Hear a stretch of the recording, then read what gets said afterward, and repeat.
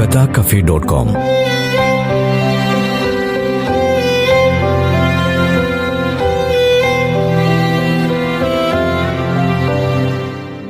Oscar വൈൽഡിന്റെ the കാൻഡർവിൽ ghost എന്ന ചെറുകഥയുടെ ശബ്ദാവിഷ്കാരം. പ്രേതവും പെൺകുട്ടിയും.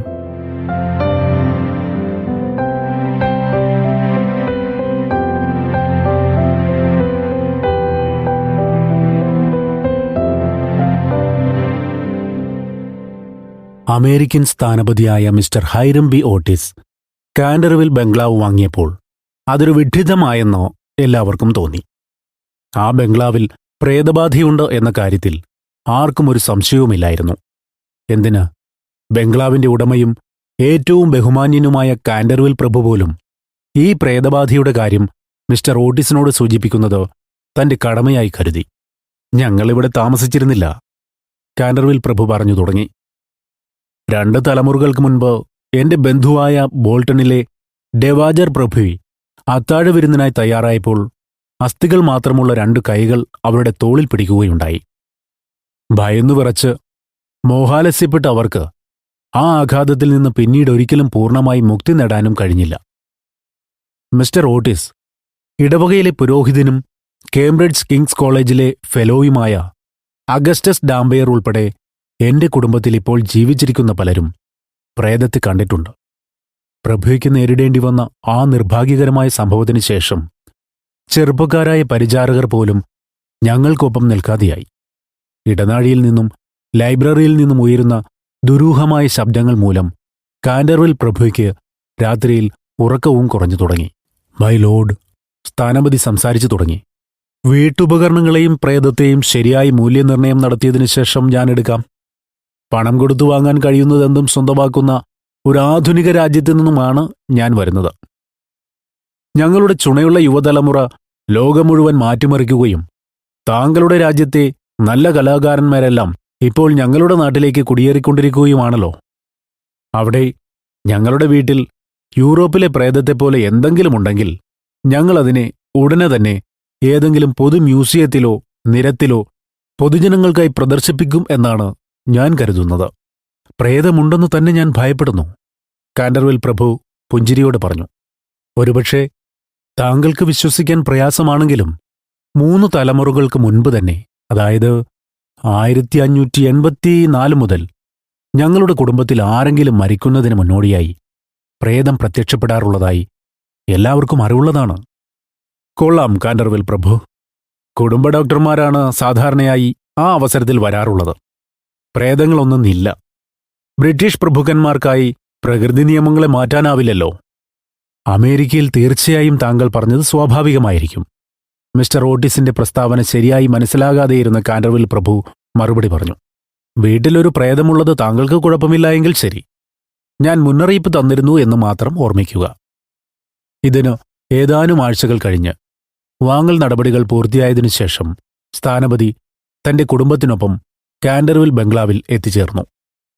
ന്യൂയോർക്കിൽ ഒരിക്കൽ മിസ് ലുക്രേഷ്യ ആർട്ടാപ്പൻ എന്ന സുന്ദരിയായി അറിയപ്പെട്ടിരുന്ന മിസസ് ഓട്ടിസ് ഇപ്പോൾ പക്വതയാർന്ന ഒരു മധ്യവയസ്കയായി തീർന്നിരുന്നു.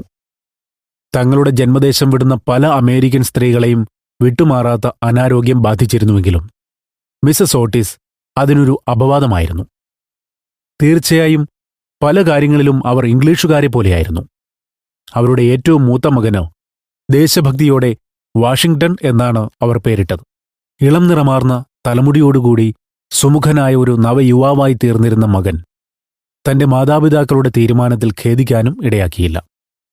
തുടർച്ചയായി 3 വർഷം ന്യൂപോർട്ട് കാസിനോ ജേതാവും ലണ്ടനിലെ പേരെടുത്ത ഒരു നർത്തകനുമായിരുന്നു വാഷിംഗ്ടൺ. സുഗന്ധപുഷ്പങ്ങൾ, തന്റെ പ്രഭുപദവി എന്നീ 2 ദൗർബല്യങ്ങളൊഴിച്ചാൽ അദ്ദേഹം തികച്ചും വിവേകമതിയായിരുന്നു. മിസ് വിർജീനിയ ഇ ഓട്ടിസ് നീല കണ്ണുകളുള്ള ഇളമാൻ കുഞ്ഞിനെപ്പോലെ ഇണക്കമുള്ള 15 വയസ്സുള്ള ഒരു പെൺകുട്ടിയാണ്. അവൾ എന്തിനേയും ധൈര്യത്തോടെ നേരിടുന്നവളായിരുന്നു. ഒരിക്കൽ വൃദ്ധനായ ബിൽട്ടൺ പ്രഭുവിനോട് മത്സരിച്ച് തന്റെ ചെറുകുതിരയെ പാർക്കിനു ചുറ്റും 2 വട്ടം ഓടിച്ച് പന്തയത്തിൽ 1.5 കുതിര ദൂരത്തിന് വിജയിക്കുകയും ചെയ്തു. അതിനു സാക്ഷിയായ ചെഷയറിലെ ഡ്യൂക്ക് ആഹ്ലാദത്താൽ അപ്പോൾ തന്നെ അവളോട് വിവാഹാഭ്യർത്ഥന നടത്തുകയുണ്ടായി. പക്ഷെ അന്ന് രാത്രി തന്നെ അദ്ദേഹത്തിന് തന്റെ നാട്ടിലേക്ക് കണ്ണീരിൽ കുതിർന്ന് തിരികെ പോകേണ്ടിയും വന്നു. വിർജീനിയയുടെ ഇളയ സഹോദരങ്ങൾ ഇരട്ട ആൺകുട്ടികളായിരുന്നു. സ്ഥാനപതി ഒഴികെ ആ വീട്ടിലെ ഏക ജനാധിപത്യവാദികൾ. കാൻഡർവിൽ ബംഗ്ലാവിൽ നിന്ന് ഏറ്റവും അടുത്ത റെയിൽവേ സ്റ്റേഷൻ 7 മൈൽ ദൂരെയുള്ള അസ്കോട്ടാണ്. അതുകൊണ്ടുതന്നെ മിസ്റ്റർ ഓട്ടിസ് ടെലിഗ്രാം ചെയ്ത് കുതിരവണ്ടി സ്റ്റേഷനിലെത്താൻ ആവശ്യപ്പെട്ടിരുന്നു. ജൂലൈ മാസത്തെ മനോഹരമായൊരു വൈകുന്നേരമായിരുന്നു ഓട്ടിസ് കുടുംബം സ്റ്റേഷനിലെത്തിയത്. വായുവിൽ പൈൻമരങ്ങളുടെ നേർത്ത ഗന്ധം തങ്ങിനിന്നു. അടയിരിക്കുന്ന പ്രാവുകൾ കുറുകുന്ന മധുര ശബ്ദം ഇടയ്ക്ക് കേൾക്കാനും ഇടയ്ക്കൊക്കെ മർമ്മര ശബ്ദമുയർത്തുന്ന ചിത്രപ്പുല്ലുകൾക്കിടയിലൂടെ ചകോരങ്ങളുടെ മിനുമിനുത്ത മാറ് കാണാനും കഴിഞ്ഞു. അവർ കടന്നുപോയപ്പോൾ അണ്ണാറക്കണ്ണന്മാർ മരങ്ങൾക്കിടയിലൂടെ എത്തിനോക്കി. മുയലുകൾ തങ്ങളുടെ വെളുത്ത വാലിളക്കി കുറ്റിച്ചെടികൾക്കിടയിലൂടെയും പുൽക്കാടുകളിലൂടെയും ചാടി ഓടി. എന്തായാലും അവർ കാൻഡർവിൽ ബംഗ്ലാവിന്റെ പ്രവേശനപാതയിൽ കടന്നയുടനെ പെട്ടെന്ന് ആകാശത്ത് മേഘങ്ങൾ ഉരുണ്ടുകൂടി. വിചിത്രമായൊരു ശാന്തത അന്തരീക്ഷത്തിൽ പിടിമുറുക്കിയതുപോലെ അനുഭവപ്പെട്ടു. ഒരു കൂട്ടം കരിങ്കാക്കകൾ നിശബ്ദരായി അവരുടെ തലയ്ക്ക് മുകളിലൂടെ പറന്നുപോയി. വലിയ തുള്ളികളായി മഴയും പെയ്തു തുടങ്ങി. അവരെ സ്വീകരിക്കാനായി കറുത്ത പട്ടുവസ്ത്രവും വെളുത്ത തൊപ്പിയും ഏപ്രണും വൃത്തിയായി ധരിച്ച വൃദ്ധയായ ഒരു സ്ത്രീ പടികളിൽ നിൽപ്പുണ്ടായിരുന്നു. മിസ്സസ് ഓട്ടിസിന്റെ ആവശ്യപ്രകാരം കാൻഡർവിൽ പ്രഭുവെ നിലനിർത്തിയിരുന്ന ഹൗസ് കീപ്പറായ മിസ്സസ് ഉമ്നയായിരുന്നു ആ സ്ത്രീ. അതിവിനയത്തോടെ വളരെ പഴയ രീതിയിൽ അവർ ഓരോരുത്തരെയും അഭിവാദ്യം ചെയ്ത് കാൻഡർവിൽ ബംഗ്ലാവിലേക്ക് സ്വാഗതം പറഞ്ഞു. മിസ്സസ് ഉമ്നയെ പിന്തുടർന്ന് അവർ ട്യൂഡർ ഹാളിലൂടെ ലൈബ്രറിയും കടന്ന് കറുത്ത ഈട്ടിത്തടി പാകിയ വർണ്ണ ചില്ലുജാലകങ്ങളുള്ള ഒരു വലിയ മുറിയിലെത്തി. അവിടെ അവർക്കായി ചായ ഒരുക്കിയിരുന്നു. മിസ്സസ് ഉമ്നെ അവർ ചായ കുടിക്കുന്നതും കാത്തുനിന്നു. ചുറ്റുപാടും നോക്കുകയായിരുന്ന മിസ്സസ് ഓട്ടീസ് പെട്ടെന്നാണ് നെരിപ്പോടിനരികിലായി നിലത്ത് മങ്ങിയൊരു ചുവന്ന പാട് കണ്ടത്. അത് യഥാർത്ഥത്തിൽ എന്താണെന്നത് അറിയാതെ അവർ മിസ്സസ് ഉമ്നയോട് അവിടെ നിലത്ത് എന്തോ തൂവിയതുപോലെ തോന്നുന്നല്ലോ എന്നു പറഞ്ഞു. അതേ മാഡം, വൃദ്ധയായ സ്ത്രീ പതിഞ്ഞ ശബ്ദത്തിൽ പറഞ്ഞു തുടങ്ങി. അവിടെ രക്തം വീണിരുന്നു. എത്ര വൃത്തികേടാണ്, മിസ്സസ് ഓട്ടിസ് ഉറക്കെ പറഞ്ഞു. ഇരിപ്പുമുറിയിൽ രക്തക്കറ കാണുന്നത് എനിക്കിഷ്ടമല്ല. അതിപ്പോൾ തന്നെ വൃത്തിയാക്കൂ. വൃദ്ധ പുഞ്ചിരിയോടെ അതേ പതിഞ്ഞ നിഗൂഢമായ ശബ്ദത്തിൽ പറഞ്ഞു. 1575 സർ സൈമൺ ഡെ കാൻഡർവിൽ തന്റെ ഭാര്യയായ ലേഡി എലനോർ ഡെ കാൻഡർവില്ലിനെ കൊലപ്പെടുത്തിയത് ഇതേ സ്ഥലത്ത് വച്ചായിരുന്നു. സർ സൈമൺ അതിനുശേഷം 9 വർഷങ്ങൾ കൂടി ജീവിച്ചിരുന്നു. പെട്ടെന്നൊരു ദിവസം ദുരൂഹമായ സാഹചര്യത്തിൽ അദ്ദേഹത്തെ കാണാതായി. അദ്ദേഹത്തിന്റെ ശവശരീരം ഒരിക്കലും കണ്ടെത്തിയില്ല. പക്ഷേ ഈ ബംഗ്ലാവിനെ അദ്ദേഹത്തിന്റെ പ്രേതം കുറ്റബോധത്തോടെ ഇപ്പോഴും പിന്തുടരുന്നു. തുടച്ചുമാറ്റാൻ കഴിയാത്ത ഈ രക്തക്കറിയെ സന്ദർശകരും വിസ്മയത്തോടെയാണ് കാണുന്നത്. അതെല്ലാം അസംബന്ധമാണോ? വാഷിംഗ്ടൺ ഓട്ടിസ് പറഞ്ഞു. പിങ്കർട്ടൺ കറ നിവാരണിയും പാരഗൺ സോപ്പുപൊടിയും ഇതുടനെ തന്നെ മായ്ക്കും. പേടിച്ചരണ്ട വൃദ്ധയ്ക്ക് എന്തെങ്കിലും പറയാൻ കഴിയുന്നതിനു മുൻപായി അദ്ദേഹം തന്റെ മുട്ടുകുത്തി സൗന്ദര്യവർദ്ധക വസ്തു പോലെയുള്ള എന്തോ ഉപയോഗിച്ച് തറ തുടച്ചു. കുറച്ചു നിമിഷങ്ങൾക്കകം കറ കാണാതെയായി. പിങ്കർട്ടൺ അത് ചെയ്യുമെന്ന് എനിക്കറിയാമായിരുന്നു. തന്നെ ആരാധനയോടെ നോക്കുന്ന കുടുംബാംഗങ്ങളെ വിജയഭാവത്തിൽ നോക്കി അദ്ദേഹം പറഞ്ഞു. അത് പറഞ്ഞു കഴിഞ്ഞതും ഒരു വലിയ ഇടിയും മിന്നലും ആ ഇരുണ്ട മുറിയെ പ്രകാശിപ്പിക്കുകയും എല്ലാവരും ചാടി എഴുന്നേൽക്കുകയും മിസ്സസ് ഉമ്നെ ബോധം കെട്ടു നിലത്ത് പതിക്കുകയും ചെയ്തു. എത്ര ഭയാനകമായ കാലാവസ്ഥയാണിത്! അമേരിക്കൻ സ്ഥാനപതി ശാന്തനായി ഒരു ചുരുട്ട് കത്തിച്ചുകൊണ്ട് പറഞ്ഞു. ഈ പഴയ രാജ്യത്തെ ജനബാഹുല്യം മൂലം എല്ലാവർക്കും മതിയായ കാലാവസ്ഥ പോലും കിട്ടുന്നില്ലെന്ന് എനിക്ക് തോന്നുന്നു. വിദേശത്തേക്ക് രക്ഷപ്പെടുക എന്നതാണ് ഇനി ഇംഗ്ലണ്ടിലുള്ളവർക്ക് ഏകമാർഗമെന്നാണ് എന്റെ അഭിപ്രായം. എന്റെ പ്രിയ ഹൈരം, ബോധം കെട്ട സ്ത്രീയെ നമ്മൾ എന്ത് ചെയ്യും? മിസ്സസ് ഓട്ടിസ് ചോദിച്ചു. ബോധക്ഷയത്തിന് അവരിൽ നിന്നും ഫൈൻ ഈടാക്കിയാൽ ഇനി അവർക്ക് ബോധക്ഷയം വരില്ല, സ്ഥാനപതി മറുപടി പറഞ്ഞു. കുറച്ചു നിമിഷങ്ങൾക്ക് ശേഷം മിസ്സിസ് ഉമ്നെ കടന്നുവന്നു. അവർ തീർച്ചയായും വളരെ അസ്വസ്ഥയായിരുന്നു. എന്തൊക്കെയോ അശാന്തമായതിനെ കരുതിയിരിക്കുവാൻ അവർ മിസ്സസ് ഓട്ടിസിന് മുന്നറിയിപ്പ് നൽകി. എന്റെ കണ്ണുകൾ കൊണ്ട് ഞാൻ കാര്യങ്ങൾ കണ്ടിട്ടുണ്ട് സാർ. അവർ പറഞ്ഞു. അതെല്ലാം ഏതൊരാളെയും പേടിപ്പിക്കും. ഇവിടെ നടന്ന നിർഭാഗ്യകരമായ സംഭവങ്ങളാൽ പല രാത്രികളിലും എനിക്കൊരുപോലെ കണ്ണടയ്ക്കാൻ കൂടി കഴിഞ്ഞില്ല. എന്തായാലും മിസ്റ്റർ ഓട്ടിസും പത്നിയും പ്രേതങ്ങളിൽ വിശ്വസിക്കുന്നില്ല എന്ന് ഉറപ്പായതിനു ശേഷം തന്റെ പുതിയ യജമാനനും കുടുംബത്തിനും അനുഗ്രഹങ്ങൾക്കായി ദൈവത്തിൽ അഭയം പ്രാപിച്ച് തന്റെ ശമ്പളവർദ്ധന വ്യവസ്ഥയുമൊരുക്കി വൃദ്ധ മുറിയിലേക്ക് വേച്ചുവേച്ചു നടന്നു നീങ്ങി. രാത്രി മുഴുവൻ കൊടുങ്കാറ്റ് ഉഗ്രരൂപം പൂണ്ടിരുന്നുവെങ്കിലും പ്രത്യേകിച്ചൊന്നും സംഭവിച്ചില്ല. അടുത്ത ദിവസം പ്രഭാതഭക്ഷണത്തിനായി താഴേക്ക് വന്നപ്പോൾ ഭയപ്പെടുത്തുന്ന ആ രക്തക്കറ വീണ്ടും ആ തറയിൽ അവർ കണ്ടു. ഇത് പാരഗൺ സോപ്പ് പൊടിയുടെ കുഴപ്പമാണെന്ന് തോന്നുന്നില്ല, വാഷിംഗ്ടൺ പറഞ്ഞു. ഞാൻ കഴിവതും പരിശ്രമിച്ചു. അത് പ്രേതം തന്നെ ആയിരിക്കും. അദ്ദേഹം വീണ്ടും കറ ഉരച്ചു കളയുകയും അടുത്ത പ്രഭാതത്തിൽ അത് വീണ്ടും കാണപ്പെടുകയും ചെയ്തു.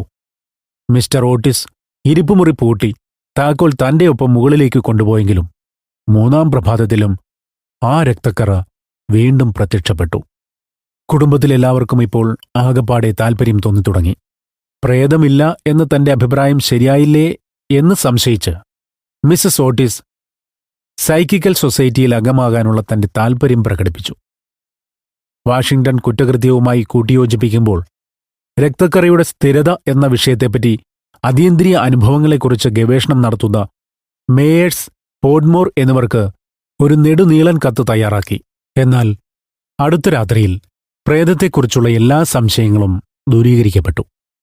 ആ ദിവസം തെളിമയുള്ളതായിരുന്നു. വൈകുന്നേരം കുടുംബം ഒരു സവാരി പോയിരുന്നു. 9 മണിക്ക് തിരികെ എത്തിയാണ് ലളിതമായ അത്താഴത്തിനിരുന്നത്. പ്രേതം സംസാരവിഷയമായതേയില്ല. ഉന്നത ശ്രേണിയിലെ സംസ്കാരസമ്പന്നരായ അമേരിക്കക്കാർ ചർച്ച ചെയ്യുന്നത് പോലെയുള്ള കാര്യങ്ങളായിരുന്നു അവർ സംസാരിച്ചത്. ഒരു നടിയെന്ന നിലയിൽ സാറാ ബെൻഹാർഡിന് മുകളിലായി മിസ് ഫാനി ഡെവൻപോർട്ടിനുള്ള അധിക പ്രഭാവം, പച്ചച്ചോളം കിട്ടാനുള്ള ബുദ്ധിമുട്ടുകൾ, ഗോതമ്പ് കേക്കുകൾ, ലോകവികസനത്തിൽ ബോസ്റ്റന്റെ പ്രാധാന്യം, ലണ്ടൻ ഉച്ചാരണത്തേക്കാൾ ന്യൂയോർക്ക് ഉച്ചാരണത്തിനുള്ള മാധുര്യം എന്നീ കാര്യങ്ങളാണ് അവർ ചർച്ച ചെയ്തത്. അമാനുഷിക ശക്തികളെക്കുറിച്ചോ സർ സൈമൺ ഡെ കാൻഡർവില്ലിനെക്കുറിച്ചോ പരാമർശിക്കുക പോലുമുണ്ടായില്ല. 11 മണിക്ക് എല്ലാവരും മുറികളിലേക്ക് പോയി. അരമണിക്കൂറിനകം വിളക്കുകൾ അണഞ്ഞു.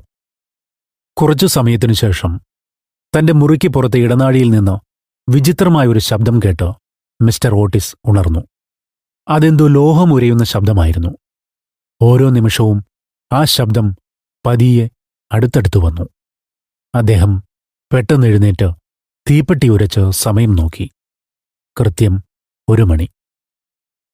അദ്ദേഹം തികച്ചും ശാന്തനായി തന്റെ നാഡിമിടിപ്പ് നോക്കി. ഒട്ടും തന്നെ രോഗലക്ഷണമില്ലായിരുന്നു. ആ വിചിത്രമായ ശബ്ദം അപ്പോഴും കേൾക്കുന്നുണ്ടായിരുന്നു. അതിനൊപ്പം തന്നെ കാലടി ശബ്ദവും വേറിട്ടു കേട്ടു. മിസ്റ്റർ ഓട്ടിസ് ചെരുപ്പ് ധരിച്ച് തന്റെ മരുന്നുപെട്ടിയിൽ നിന്ന് ഒരു ചെറിയ മരുന്നുകുപ്പി കയ്യിലെടുത്ത് വാതിൽ തുറന്നു. വിളറിയ നിലാവിൽ തന്റെ തൊട്ടുമുന്നിലായി ഭയാനകമായ ആകാരത്തോടുകൂടിയ ഒരു വൃദ്ധനെ അദ്ദേഹം കണ്ടു. എരിയുന്ന കൽക്കരി പോലെയുള്ള ചുവന്ന കണ്ണുകൾ, നരച്ചു നീണ്ട തലമുടി ചുരുളുകളായി തോളിൽ വീണ് കിടക്കുന്നു. പുരാതന രീതിയിലുള്ള വസ്ത്രങ്ങൾ പഴകിയതും മുഷിഞ്ഞതുമായിരുന്നു. അയാളുടെ കൈകളിലും കാലുകളിലും നിന്ന് തുരുമ്പ് പിടിച്ച കയ്യാമങ്ങളും കാൽവിലങ്ങുകളും തൂങ്ങിക്കിടന്നു. എന്റെ പ്രിയപ്പെട്ട സർ, മിസ്റ്റർ ഓട്ടിസ് പറഞ്ഞു, താങ്കളുടെ ഈ ചങ്ങലകളിൽ എണ്ണയിടാൻ ഞാൻ അഭ്യർത്ഥിക്കുകയാണ്. അതിനായി ഞാനൊരു ചെറിയ കുപ്പി തമനി റൈസിംഗ് സൺ ലൂബ്രിക്കേറ്റർ കൊണ്ടുവന്നിട്ടുണ്ട്. ഒരിക്കൽ പുരട്ടിയാൽ പോലും പൂർണ്ണമായും ഫലവത്താണ് എന്നാണ് പറയപ്പെടുന്നത്. ഇതിന്റെ കവറിലും വളരെ പ്രമുഖരായ ആളുകളുടെ സാക്ഷ്യപത്രങ്ങളും നൽകിയിരിക്കുന്നു. ഇത് താങ്കൾക്കായി മെഴുകുതിരികൾക്കൊപ്പം ഞാനിവിടെ വയ്ക്കുകയാണ്. ആവശ്യമെങ്കിൽ ഇനിയും തരാൻ സന്തോഷമേയുള്ളൂ. ഇത്രയും പറഞ്ഞ് അമേരിക്കൻ സ്ഥാനപതി ആ ചെറിയ കുപ്പി ഒരു മാർബിൾ മേശമേൽ വെച്ച് വാതിലടച്ച് ഉറങ്ങാൻ കിടന്നു. സ്വാഭാവികമായുണ്ടായ ധാർമ്മിക രോഷത്താൽ കാൻഡർവിൽ പ്രേതം ഒരു നിമിഷ നേരത്തേക്ക് തീർത്തും നിശ്ചലനായി നിന്നുപോയി. പിന്നെ ആ കുപ്പി മിനുക്കിയ തറയിലേക്ക് തട്ടിത്തെറിപ്പിച്ച് പൊള്ളയായ ഞരക്കത്തോടെ ഭീഭത്സമായ ഒരു പച്ച വെളിച്ചം വമിപ്പിച്ചുകൊണ്ട് താഴെ ഇടനാഴിയിലേക്ക് നീങ്ങി. കോണിപ്പടിയുടെ മുകളിലെത്തിയതും പെട്ടെന്നൊരു വാതിൽ തുറന്ന് വെള്ളയുടുപ്പിട്ട 2 രൂപങ്ങൾ പ്രത്യക്ഷപ്പെട്ടു. ഒരു വലിയ തലയിണയും അയാളുടെ തലയ്ക്കരികിലൂടെ പാഞ്ഞുപോയി. പിന്നെ സമയമൊട്ടും തന്നെ നഷ്ടപ്പെടുത്താനില്ലായിരുന്നു. പരമാവധി വേഗത്തിൽ ഭിത്തിയിലൂടെ അപ്രത്യക്ഷനായി. വീട് തികച്ചും ശാന്തമായി. അയാൾ തന്റെ രഹസ്യ വാസസ്ഥാനത്തെത്തി ശ്വാസമെടുത്ത് എന്താണ് സംഭവിച്ചതെന്ന് ആലോചിച്ചു തുടങ്ങി. 300 വർഷം അവിരാമം ബുദ്ധിപരമായി തുടർന്നിരുന്ന തന്റെ ഔദ്യോഗിക ജീവിതം മൊത്തമായി അവഹേളിക്കപ്പെട്ടു. തന്റെ കണ്ണാടിക്ക് മുന്നിൽ കിന്നരി ഉടുപ്പിട്ട് വജ്രാഭരണങ്ങളും ധരിച്ചിരുന്ന ലെവാജർ പ്രഭുയെ ഭയപ്പെടുത്തിയത് അയാൾക്ക് ഓർമ്മ വന്നു.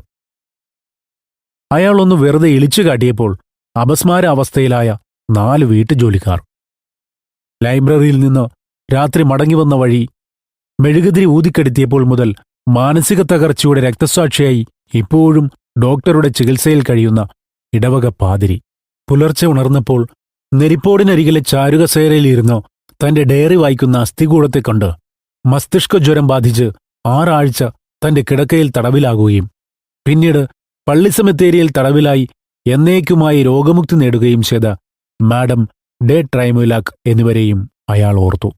ഹൃദയശൂന്യനായ ഒരു കാൻഡർവിൽ പ്രഭു തന്റെ തൊണ്ടയിൽ ചീട്ടുകൾ കുരുങ്ങി മരിക്കുന്നതിന് മുൻപായി തന്നെക്കൊണ്ടത് വിഴുങ്ങിപ്പിച്ചത് പ്രേതമാണെന്ന് ആണയിട്ടതും ക്രോക്ഫോർഡ് ക്ലബ്ബിൽ വച്ച് ചാൾസ് ജെയിംസ് ഫോക്സിനെ ചീട്ടുകളിൽ വഞ്ചിച്ച് 50,000 പൗണ്ട് കൈക്കലാക്കിയതായി കുമ്പസാരിച്ചതും ഓർമ്മിച്ചു.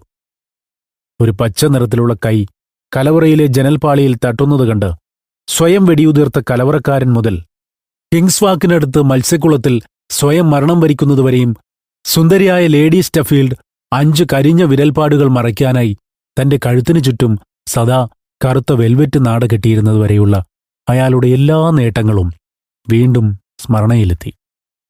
ഒരു യഥാർത്ഥ കലാകാരന്റെ ആവേശപൂർവമായ ഉത്സാഹത്തോടെ തന്റെ ഓരോ പ്രകടനങ്ങളിലൂടെയും അയാൾ കടന്നുപോയി. തന്റെ അവസാന പ്രകടനമായിരുന്ന റെഡ് റൂബൻ മുതൽ ഒരു ജൂൺ മാസത്തിലെ വൈകുന്നേരം ലോൺ ടെന്നീസ് ഗ്രൗണ്ടിന് മുകളിലായി തന്റെ സ്വന്തം എല്ലുകളൂരി വെറുതെ കളിച്ചതുമൂലമുണ്ടായ ഒച്ചപ്പാടും ബഹളവും ഓർത്തു അയാൾ ദുഃഖത്തോടെ ചിരിച്ചു. ഇതിനെല്ലാം ശേഷമാണ് കുറച്ച് നികൃഷ്ടരായ അഭിനവ അമേരിക്കക്കാർ വന്ന് റൈസിംഗ് സൺ ലൂബ്രിക്കേറ്റർ നൽകിയതും തലയിലേക്ക് തലയിണ എറിഞ്ഞതും.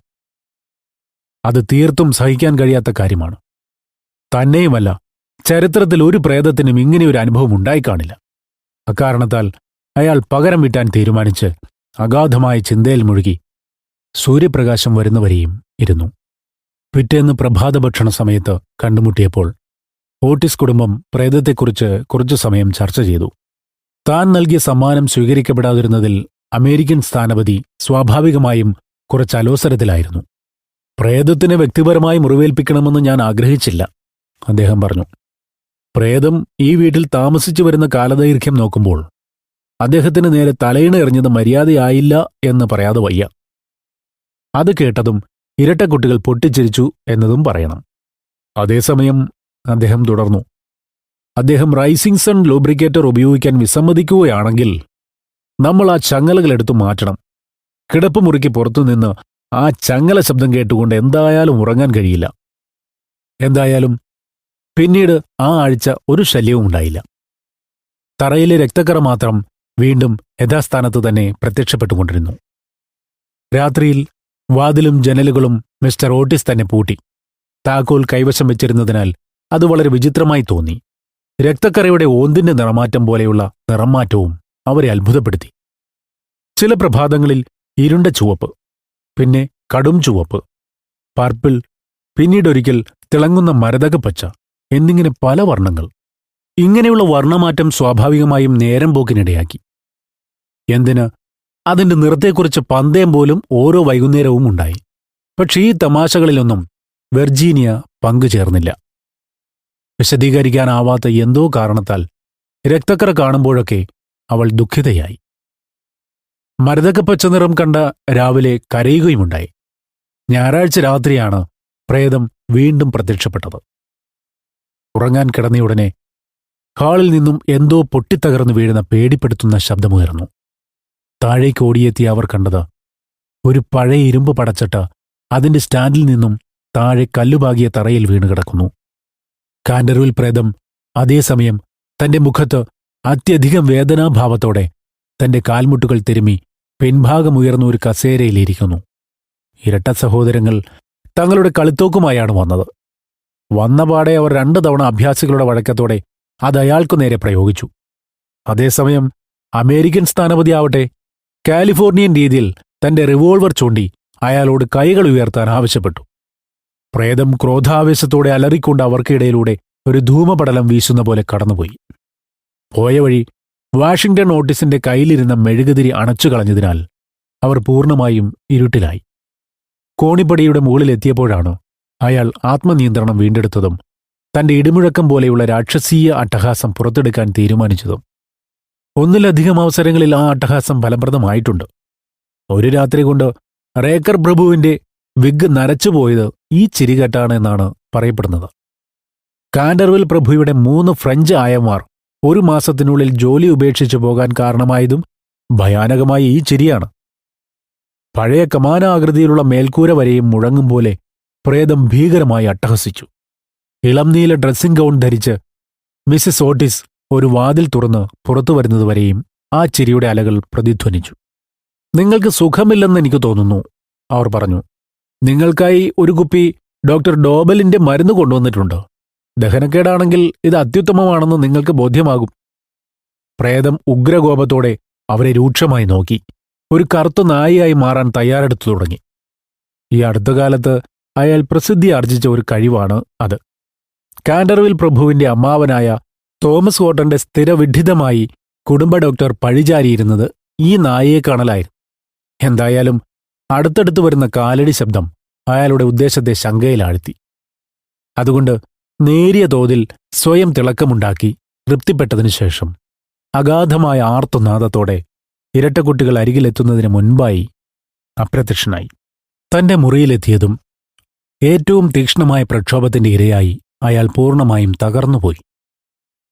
ഇരട്ടകളുടെ പ്രാകൃതത്വം, മിസ്സസ് ഓട്ടിസിന്റെ വൃത്തികെട്ട ഭൗതികവാദം എന്നിവ സ്വാഭാവികമായും അസഹനീയമാണ്.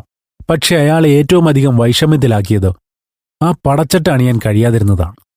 പടച്ചട്ടയണിഞ്ഞ പ്രേതത്തെ കാണുമ്പോൾ ആധുനിക അമേരിക്കക്കാർ പോലും ഭയപ്പെടും എന്നാണ് അയാൾ പ്രതീക്ഷിച്ചിരുന്നത്. പ്രത്യക്ഷത്തിൽ കാരണമൊന്നുമില്ലെങ്കിലും കാൻഡർവിൽ പ്രഭു ജീവിച്ചിരുന്ന കാലത്ത് ലളിതവും ഹൃദയഹാരിയുമായ കവിതകൾ എഴുതിയ അമേരിക്കൻ ദേശഭക്ത കവിയായ ലോങ്ഫെല്ലോയെ അമേരിക്കക്കാർ ബഹുമാനിക്കും എന്ന് കരുതി. മാത്രവുമല്ല, അത് അയാളുടെ തന്നെ പടച്ചട്ടയുമായിരുന്നു. ആ പടച്ചട്ടയണിഞ്ഞാണ് അയാൾ കെനിൽവർത്ത് കായികാഭ്യാസങ്ങളിൽ വിജയിയായതും രാജ്ഞി അഭിനന്ദിച്ചതും. എന്നിട്ടും ഇപ്പോൾ അവ ധരിക്കാൻ തുനിഞ്ഞപ്പോൾ ഭീമമായ മാർച്ചട്ടയുടെയും ഇരുമ്പ് തലച്ചട്ടയുടെയും ഭാരം താങ്ങാൻ കഴിയാതെ കല്ലുപാകിയ തറയിൽ വീണ് 2 കാൽമുട്ടിന്റെയും തൊലിയുമുരിഞ്ഞു. വലതു കൈയിലെ സന്ധിയും ചതഞ്ഞു. ഇതിനുശേഷം കുറച്ചു ദിവസം അയാൾ തീർത്തും രോഗാവസ്ഥയിലായിരുന്നു. അപൂർവമായി മുറിക്ക് പുറത്തേക്ക് ഇറങ്ങിയുള്ളൂ. എന്തായാലും വളരെ സൂക്ഷിച്ചതുകൊണ്ട് സുഖപ്പെടാനും സ്ഥാനപതിയെയും കുടുംബത്തെയും ഭയപ്പെടുത്താൻ 3ാമതൊരു ഉദ്യമം നടത്താനും കഴിഞ്ഞു. പ്രത്യക്ഷപ്പെടുന്നതിനായി അയാൾ തിരഞ്ഞെടുത്തത് ആഗസ്റ്റ് 17 വെള്ളിയാഴ്ചയാണ്. അന്നേ ദിവസം പകൽ മുഴുവൻ തന്റെ വസ്ത്രം തിരഞ്ഞെടുക്കാൻ ചിലവഴിച്ചു.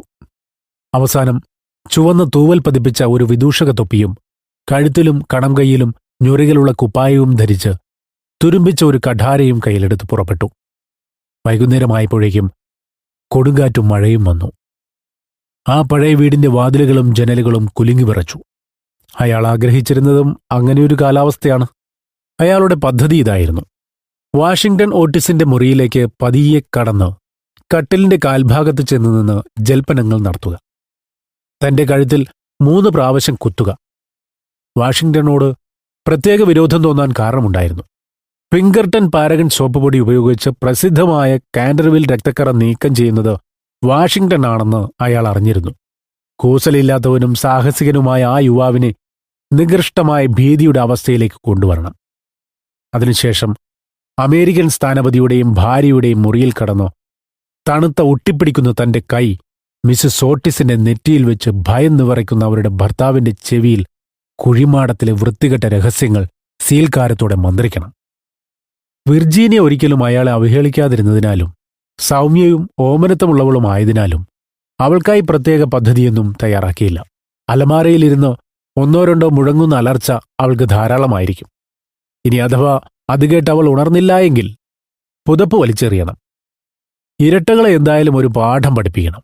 ദുസ്വപ്നത്തിന്റെ സ്തംഭനാവസ്ഥ സൃഷ്ടിക്കാനായി ആദ്യമായി അവരുടെ നെഞ്ചിൽ കയറിയിരിക്കണം. അവരുടെ കട്ടിലുകൾ അടുത്തായതിനാൽ അവർ പേടിച്ച് മരവിക്കുന്നതുവരെ തണുത്ത പച്ച നിറമുള്ള ജഡമായി നടുവിൽ നിൽക്കണം. നിരവധി സന്ദർഭങ്ങളിൽ പ്രഭാവമുണ്ടാക്കിയ ആത്മഹത്യ അസ്ഥികൂടമായി അവസാനം തന്റെ കുപ്പായമൂരി തന്റെ വെളുവെളുത്ത എല്ലുകളും മറിഞ്ഞു മറിഞ്ഞു പോകുന്ന കണ്ണുകളുമായി മുറിയിലൂടെ ഇഴയണം. ഏകദേശം 10:30 ആയപ്പോഴേക്കും എല്ലാവരും ഉറങ്ങാൻ പോകുന്നതായി അയാൾക്ക് മനസ്സിലായി. കുറച്ചു സമയം ഇരട്ടക്കുട്ടികളുടെ മുറിയിൽ നിന്നുയരുന്ന ചിരിയുടെയും കളിയുടെയും ശബ്ദം അയാളെ അസ്വസ്ഥനാക്കി. 11:15 എല്ലാം നിശ്ചലമായി. അർദ്ധരാത്രിയായപ്പോഴേക്കും അയാൾ പുറത്തു ചാടി. ജനൽപ്പാളികളിൽ മൂങ്ങകൾ ശക്തിയായി തട്ടി. കരിങ്കാക്കകൾ കരഞ്ഞു. ഒരു നഷ്ടമായ ആത്മാവിന്റെ വിലാപം പോലെ കാറ്റ് അലഞ്ഞു നടന്നു. പക്ഷെ തങ്ങൾക്കുള്ള ശിക്ഷാവിധിയെക്കുറിച്ചറിയാതെ ഓട്ടിസ് കുടുംബം സുഖമായി ഉറങ്ങി. മഴയ്ക്കും കൊടുങ്കാറ്റിനും മുകളിലായി അമേരിക്കൻ സ്ഥാനപതിയുടെ കൂർക്കമ്പലി പ്രേതത്തിന് കേൾക്കാൻ കഴിഞ്ഞു. തന്റെ ക്രൂരവും ചുക്കിച്ചുളിഞ്ഞതുമായ മുഖത്തൊരു ഹീനമായ ചിരിയുമായി അയാൾ മരഭിത്തിയിലൂടെ നിഗൂഢമായി പുറത്തിറങ്ങി. തന്റെയും താൻ കൊലപ്പെടുത്തിയ പത്നിയുടെയും ആയുധങ്ങൾ പ്രദർശിപ്പിച്ചിരുന്ന വലിയ മുകൾത്തട്ടിലൂടെ അയാൾ കടന്നുപോയപ്പോൾ ചന്ദ്രബിംബം വലിയൊരു മേഘത്തിൻ കീഴിലായി മുഖമൊളിച്ചു. കടന്നുപോയ വഴി ആരോ വിളിച്ചതായി തോന്നി നിന്നുവെങ്കിലും അതൊരു നായയുടെ കുര മാത്രമായിരുന്നു. അയാൾ 16-ാം നൂറ്റാണ്ടിലെ ശാപവാക്കുകൾ ഉച്ചരിച്ച് തന്റെ തുരുമ്പിച്ച കഠാര ചുഴറ്റി വായുവിലൂടെ വേഗത്തിൽ നീങ്ങി. അവസാനം നിർഭാഗ്യവാനായ വാഷിംഗ്ടൺ കിടന്നുറങ്ങുന്ന മുറിയിലേക്ക് നയിക്കുന്ന ഇടനാഴിയിലെത്തി. ഒരു നിമിഷം അയാൾ നിന്നു. വീശിയ കാറ്റിൽ അയാളുടെ നരച്ച മുടിയിഴകൾ തലയ്ക്കൊപ്പമുയർന്നു അപഹാസ്യമാമിധം അയാളുടെ മുഖം മറച്ചു. സമയം 12:15. തന്റെ സമയമായിരിക്കുന്നു എന്നയാൾക്ക് തോന്നി. ഒരു ഉൾച്ചിരിയോടെ മുന്നോട്ടു നീങ്ങി. പക്ഷേ അതേ നിമിഷം തന്നെ ഒരു പരിതാപകരമായ നിലവിളിയോടെ തന്റെ വിളറിയ മുഖം നീണ്ട എല്ലുകൾ നിറഞ്ഞ കൈകളാൽ മറച്ച് തിരിഞ്ഞു നിന്നു. കൊത്തിവെച്ചതുപോലെ ഒരു മായാരൂപം ഒരു ഭ്രാന്തന്റെ സ്വപ്നം പോലെ നിൽക്കുന്നു. അതെ, അയാളുടെ തൊട്ടുമുന്നിലായി നിശ്ചലമായി നിൽക്കുന്നു. തടിച്ചു വീർത്ത് വൃത്താകൃതിയിലുള്ള മുഖത്തോടു കൂടിയ അതിന്റെ മൊട്ടത്തല മിനുസമുള്ളതായിരുന്നു. ബീഭത്സമായ ചിരി ആ രൂപത്തെ കൂടുതൽ വികൃതമാക്കി. കണ്ണുകളിൽ നിന്ന് ചുവന്ന പ്രകാശം ഒഴുകിവന്നു. ഒരഗ്നിക്കിണർ പോലെ വിസ്താരമുള്ള വലിയ വായ, അയാളുടേതുപോലെ അറപ്പു തോന്നിപ്പിക്കുന്ന ഒരു കുപ്പായവും ധരിച്ച ഒരു അതിമാനുഷൻ. അതിന്റെ നെഞ്ചിൽ എന്തൊക്കെയോ പുരാതന ലിപികളിൽ എഴുതിയ ഒരു കാർഡ് പതിച്ചിരുന്നു. വലതുകൈയിൽ പളപളപ്പുള്ള ഒരു സ്റ്റീൽ കൊടുവാൾ ഉയർത്തിപ്പിടിച്ചിട്ടുണ്ട്. ഇതുപോലെ ഒരു പ്രേതത്തെ മുമ്പ് കണ്ടിട്ടില്ലാത്തതിനാൽ സ്വാഭാവികമായും അയാൾ ഭയന്നുപോയി. ഒരു നിമിഷത്തിനു ശേഷം ആ വൃത്തികെട്ട മായാരൂപിയെ തിടുക്കത്തിലൊന്ന് പാളി നോക്കി. ഉടനടി തന്റെ മുറിയിലേക്ക് പോയി മറഞ്ഞു. ഓടിപ്പോയ വഴി ഇടനാഴിയിൽ വെച്ച് തന്റെ നീണ്ട കുപ്പായത്തിൽ തട്ടി വീണു. തുരുമ്പിച്ച കഠാര എവിടെയോ വീണുപോയി. പിറ്റേന്ന് രാവിലെ സ്ഥാനപതിയുടെ ബൂട്ടിനുള്ളിൽ നിന്ന് വീട്ടിലെ കലവറക്കാരനാണ് അത് കണ്ടെത്തിയത്. തന്റെ മുറിയുടെ സ്വകാര്യതയിലെത്തിയതിനു ശേഷം മുഖം വസ്ത്രത്തിനുള്ളിൽ ഒളിപ്പിച്ച് ചെറിയ ഒരു വൈക്കോൽ കിടക്കയിൽ അയാൾ ചുരുണ്ടുകൂടി. എന്തായാലും കുറച്ചു സമയത്തിനു ശേഷം ധീരനായ ആ വൃദ്ധൻ കാൻഡർവിൽ പ്രേതം നേരം പുലരുന്നതിനു മുൻപായി ഇപ്പോൾ കണ്ട പുതിയ പ്രേതവുമായി കാര്യങ്ങൾ സംസാരിക്കണമെന്ന് ദൃഢനിശ്ചയം കൈക്കൊണ്ടു. ആ നിശ്ചയമനുസരിച്ച് ഒന്നുമില്ലെങ്കിലും ഇരട്ടകളെ നേരിടുന്നതിനായി 2 പ്രേതങ്ങൾ നന്നായിരിക്കും എന്ന വിചാരത്തോടെ സൂര്യൻ ഉദിക്കുന്നതിന് തൊട്ടു മുൻപായി അയാൾ മായാരൂപിയെ കണ്ട അതേ സ്ഥാനത്തെത്തി. എത്തിയതും അയാളുടെ മിഴിയെത്തിയത് അതിദാരുണമായ ഒരു കാഴ്ചയിലായിരുന്നു. ആ മായാരൂപിക്ക് നിശ്ചയമായും എന്തോ സംഭവിച്ചിരിക്കുന്നു. അതിന്റെ ശൂന്യമായ കണ്ണുകളിൽ നിന്ന് വെളിച്ചം മാഞ്ഞിരുന്നു. തിളങ്ങുന്ന കൊടുവാൾ കയ്യിൽ നിന്ന് വീണുപോയി. ആകെ ചുളുങ്ങി ഭിത്തിയിലേക്ക് ചാരി നിൽക്കുന്നു. അയാൾ മുന്നോട്ടോടി. അതിന്റെ കൈകളിൽ പിടിച്ച് അയാളെ ഭയപ്പെടുത്തിക്കൊണ്ട് അതിന്റെ തല തെന്നി താഴെ വീണ് ഉരുണ്ടുപോയി. ആ ശരീരം ഇപ്പോൾ ചരിഞ്ഞ നിലയിലായി. ഒരു ചൂല്, അടുക്കളയിൽ ഇറച്ചിവെട്ടുന്ന കത്തി, മുള്ളങ്കി എന്നിവയോടുകൂടി ഇപ്പോൾ തന്റെ കാൽക്കീഴിൽ കിടക്കുന്ന വെറുമൊരു വെളുത്ത കർട്ടനായിരുന്നു ആ മായാരൂപിയെന്ന് അയാൾ കണ്ടെത്തി. ഇങ്ങനെയൊരു വിചിത്രമായ മാറ്റം എങ്ങനെയുണ്ടായി എന്ന് മനസ്സിലാക്കാൻ കഴിയാതെ പതിച്ചിരുന്ന കാർഡിൽ പിടിച്ച് തിടുക്കത്തിൽ നോക്കി. അവിടെ ആ നരച്ച പുലർവെളിച്ചത്തിൽ അയാൾ ഭീതി പൂണ്ട ഈ വാക്കുകൾ വായിച്ചു: നിങ്ങൾ ഓട്ടിസ് പ്രേതം. നിങ്ങൾ മാത്രമാണ് യഥാർത്ഥ പ്രേതം. അനുകരണങ്ങളെ സൂക്ഷിക്കുക. മറ്റുള്ളവയെല്ലാം കൃത്രിമം. എല്ലാം അയാൾക്ക് മനസ്സിലായി. താൻ കബളിപ്പിക്കപ്പെട്ടു, പരാജയപ്പെട്ടു, വഞ്ചിക്കപ്പെട്ടു. പഴയ കാൻഡർവിൽ തീക്ഷ്ണത അയാളുടെ കണ്ണിൽ വന്നു. പല്ലില്ലാത്ത മോണകൂട്ടി ഞെരിച്ചു. തന്റെ ചുളുങ്ങിയ കൈകൾ തലയ്ക്കുമീതെ വെച്ച് പുരാതന രീതിയിൽ ശപഥം ചെയ്തു. പൂവങ്കോഴി 2 പ്രാവശ്യം കൂവുമ്പോൾ രക്തത്തിന്റെ കണക്കുകൾ ആരംഭിക്കും. മരണം തന്റെ തണുത്ത കാലടികൾ വെച്ച് കടന്നുവരണമെന്നായിരുന്നു ആ ശപഥം. കഷ്ടിച്ച് ശപഥം ചെയ്തു കഴിഞ്ഞപ്പോഴേക്കും ദൂരെ ഒരു പുരയിടത്തിൽ നിന്ന് ഒരു കോഴി കൂവി. അയാൾ പരുഷമായി പതിയെ ഒരു നീണ്ട ചിരിച്ചിരിച്ച് അടുത്ത കൂവലിനായി കാത്തുനിൽക്കാൻ തുടങ്ങി. മണിക്കൂറുകൾ കാത്തിരുന്നു. പക്ഷേ എന്തോ വിചിത്രമായ കാരണത്താൽ അന്ന് കോഴി പിന്നെ കൂവിയില്ല. അവസാനം 7:30 വീട്ടുജോലിക്കാർ വരുന്ന ശബ്ദം കേട്ടാണ് അയാളുടെ കാത്തിരിപ്പ് തീർന്നത്. തന്റെ വ്യർത്ഥമായ ശബ്ദമോർത്ത് ആകെ ചിന്താക്കുഴപ്പത്തോടെ തിരികെ മുറിയിലേക്ക് പോയി. പുരാതന കാലത്തെ ധീരോദാത്തതകളെക്കുറിച്ചുള്ള അനേകം പുസ്തകങ്ങൾ നോക്കി ഇങ്ങനെ ശബ്ദമെടുക്കുമ്പോഴേക്ക് കോഴി 2 പ്രാവശ്യം കൂവാറുണ്ട് എന്ന് കണ്ടെത്തി. വികൃതി പക്ഷിയെ വിനാശം ഗ്രസിക്കുന്നു. എന്റെ ശൂലമുനയിൽ നിർത്തി ആ കോഴിയെക്കൊണ്ട് എനിക്കു വേണ്ടി മരിക്കാൻ പോകുന്ന പോലെ കൂവിക്കും എന്നെല്ലാം ഓർത്ത് അയാൾ സുഖപ്രദമായ ഒരു നിർമ്മിത ശവപ്പെട്ടിയിൽ കിടന്ന് വൈകുന്നേരം വരെ വിശ്രമിച്ചു. അടുത്ത ദിവസം പ്രേതം ക്ഷീണിതനും ദുർബലനുമായിരുന്നു. കഴിഞ്ഞുപോയ 4 ആഴ്ചകളിലെ അമിതമായ പിരിമുറുക്കത്തിന്റെ പ്രഭാവം കണ്ടു തുടങ്ങി. അയാളുടെ ഞരമ്പുകൾ പൂർണ്ണമായും തകർന്നു. ചെറിയൊരു ശബ്ദം കേട്ടാൽ പോലും അയാൾ ഞെട്ടാൻ തുടങ്ങി. 5 ദിവസം മുറിയിൽ തന്നെയിരുന്നു. അവസാനം ലൈബ്രറിയുടെ തറയിലെ രക്തക്കറിയുടെ കാര്യം ഉപേക്ഷിക്കാൻ മനസ്സിന് തയ്യാറാക്കി. ഓട്ടിസ് കുടുംബത്തിനത് വേണ്ട എങ്കിൽ തീർച്ചയായും അവരത് അർഹിക്കുന്നില്ല. അവർ തീർച്ചയായും വളരെ താഴ്ന്ന ഭൗതികമായ നിലനിൽപ്പുള്ള ആളുകളാണ്. ഐന്ദ്രികമായ പ്രതിഭാസങ്ങളുടെ ദൃഷ്ടാന്തങ്ങൾ മനസ്സിലാക്കാൻ അവർക്ക് കഴിവില്ല. ഭ്രമകരമായ പ്രത്യക്ഷപ്പെടൽ, സൂക്ഷ്മദേഹങ്ങളുടെ വികാസങ്ങൾ എന്നിവ തീർച്ചയായും അയാളുടെ നിയന്ത്രണമില്ലാത്ത മറ്റൊരു കാര്യമാണ്. ആഴ്ചയിലൊരിക്കൽ ഇടനാഴിയിൽ പ്രത്യക്ഷപ്പെടുന്നതും എല്ലാ മാസവും ആദ്യത്തെയും 3-ാമത്തെയും ബുധനാഴ്ച മുകൾ തട്ടിലെ വലിയ ജാലകത്തിനരികിലിരുന്ന് ജൽപ്പനങ്ങൾ നടത്തുന്നതും അയാളുടെ കർത്തവ്യമാണ്.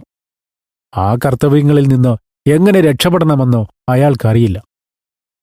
അയാളുടെ ജീവിതം തിന്മ നിറഞ്ഞതാണ് എന്നത് സത്യമാണ്.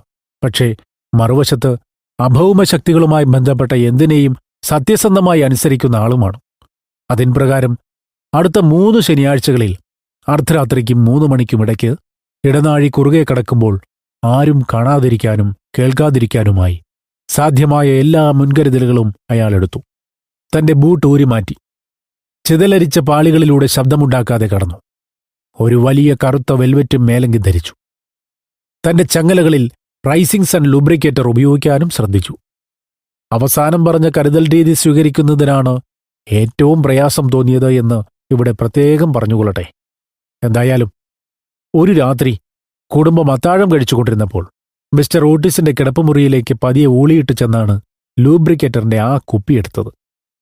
ആദ്യമൊക്കെ കുറച്ച് അപമാനം തോന്നിയെങ്കിലും പോകെ പോകെ ആ കണ്ടുപിടുത്തം നന്നായെന്ന് തോന്നി. ഇതെല്ലാമായിട്ടും ഇപ്പോഴും അയാൾ ദ്രോഹിക്കപ്പെടുന്നുണ്ട്. ഇടനാഴിക്ക് കുറുകെ ചരടുകൾ വലിച്ചു കെട്ടുന്നുണ്ട്. ഒരു ദിവസം ഇരുട്ടിൽ അതിൽ തട്ടി കാലിടറി. മറ്റൊരിക്കൽ ഗോവണിപ്പടിയുടെ മുകളിൽ നിന്ന് തട്ടി താഴെ വീണു.